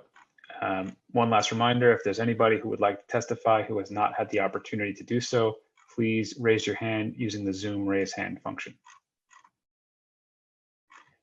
Seeing no additional hands raised, we will now turn to the chair for closing remarks.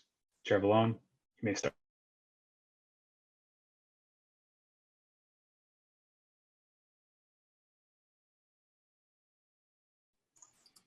There we go. Well, thank you for the many participants for today's hearing, to my co-chair, Councilmember Mark Jonai, and to everyone who stayed till the end. This is a topic that is much larger than the 4 hours we delved into it. In the EDC realm and the hearings, we have been going on over the COVID pandemic since March, and every hearing we have held has been to redirect the city agencies, forces, funding, and attention into the pandemic we are in now and that we so desperately want to get out of. We are doing that. We are meeting on a daily basis to do that. And I'd like to thank again my amazing staff that put this together, and my own district staff, my chief of staff, Jonathan Shutt, my new legislative counsel, Kevin, and I have Med, Susie, and Kate, and everyone, Christine at the office, that makes this run so smoothly for me and our entire team.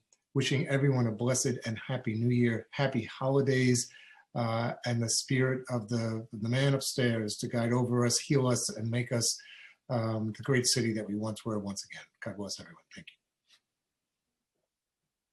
you. Chair, I just chimed back in. I apologize, I'm double zooming, and I wanted to just follow up and say thank you as a co-chair, economic development and small business. We work closely hand in hand. The economic turmoil that is ahead of us is going to require all hands on deck. I'm so proud to be working alongside of you. I want to thank all of those that testified and were so patient to wait. Thank you, because what you say is important and it resonates. This information is gathered, and then we start looking for solutions and actual legislation that can help address the issues that you have brought up. And I'll just end by wishing you all happy holidays, a healthy, peaceful, and safe New Year. God bless you, and thank you. With that, we bring the meeting to a close.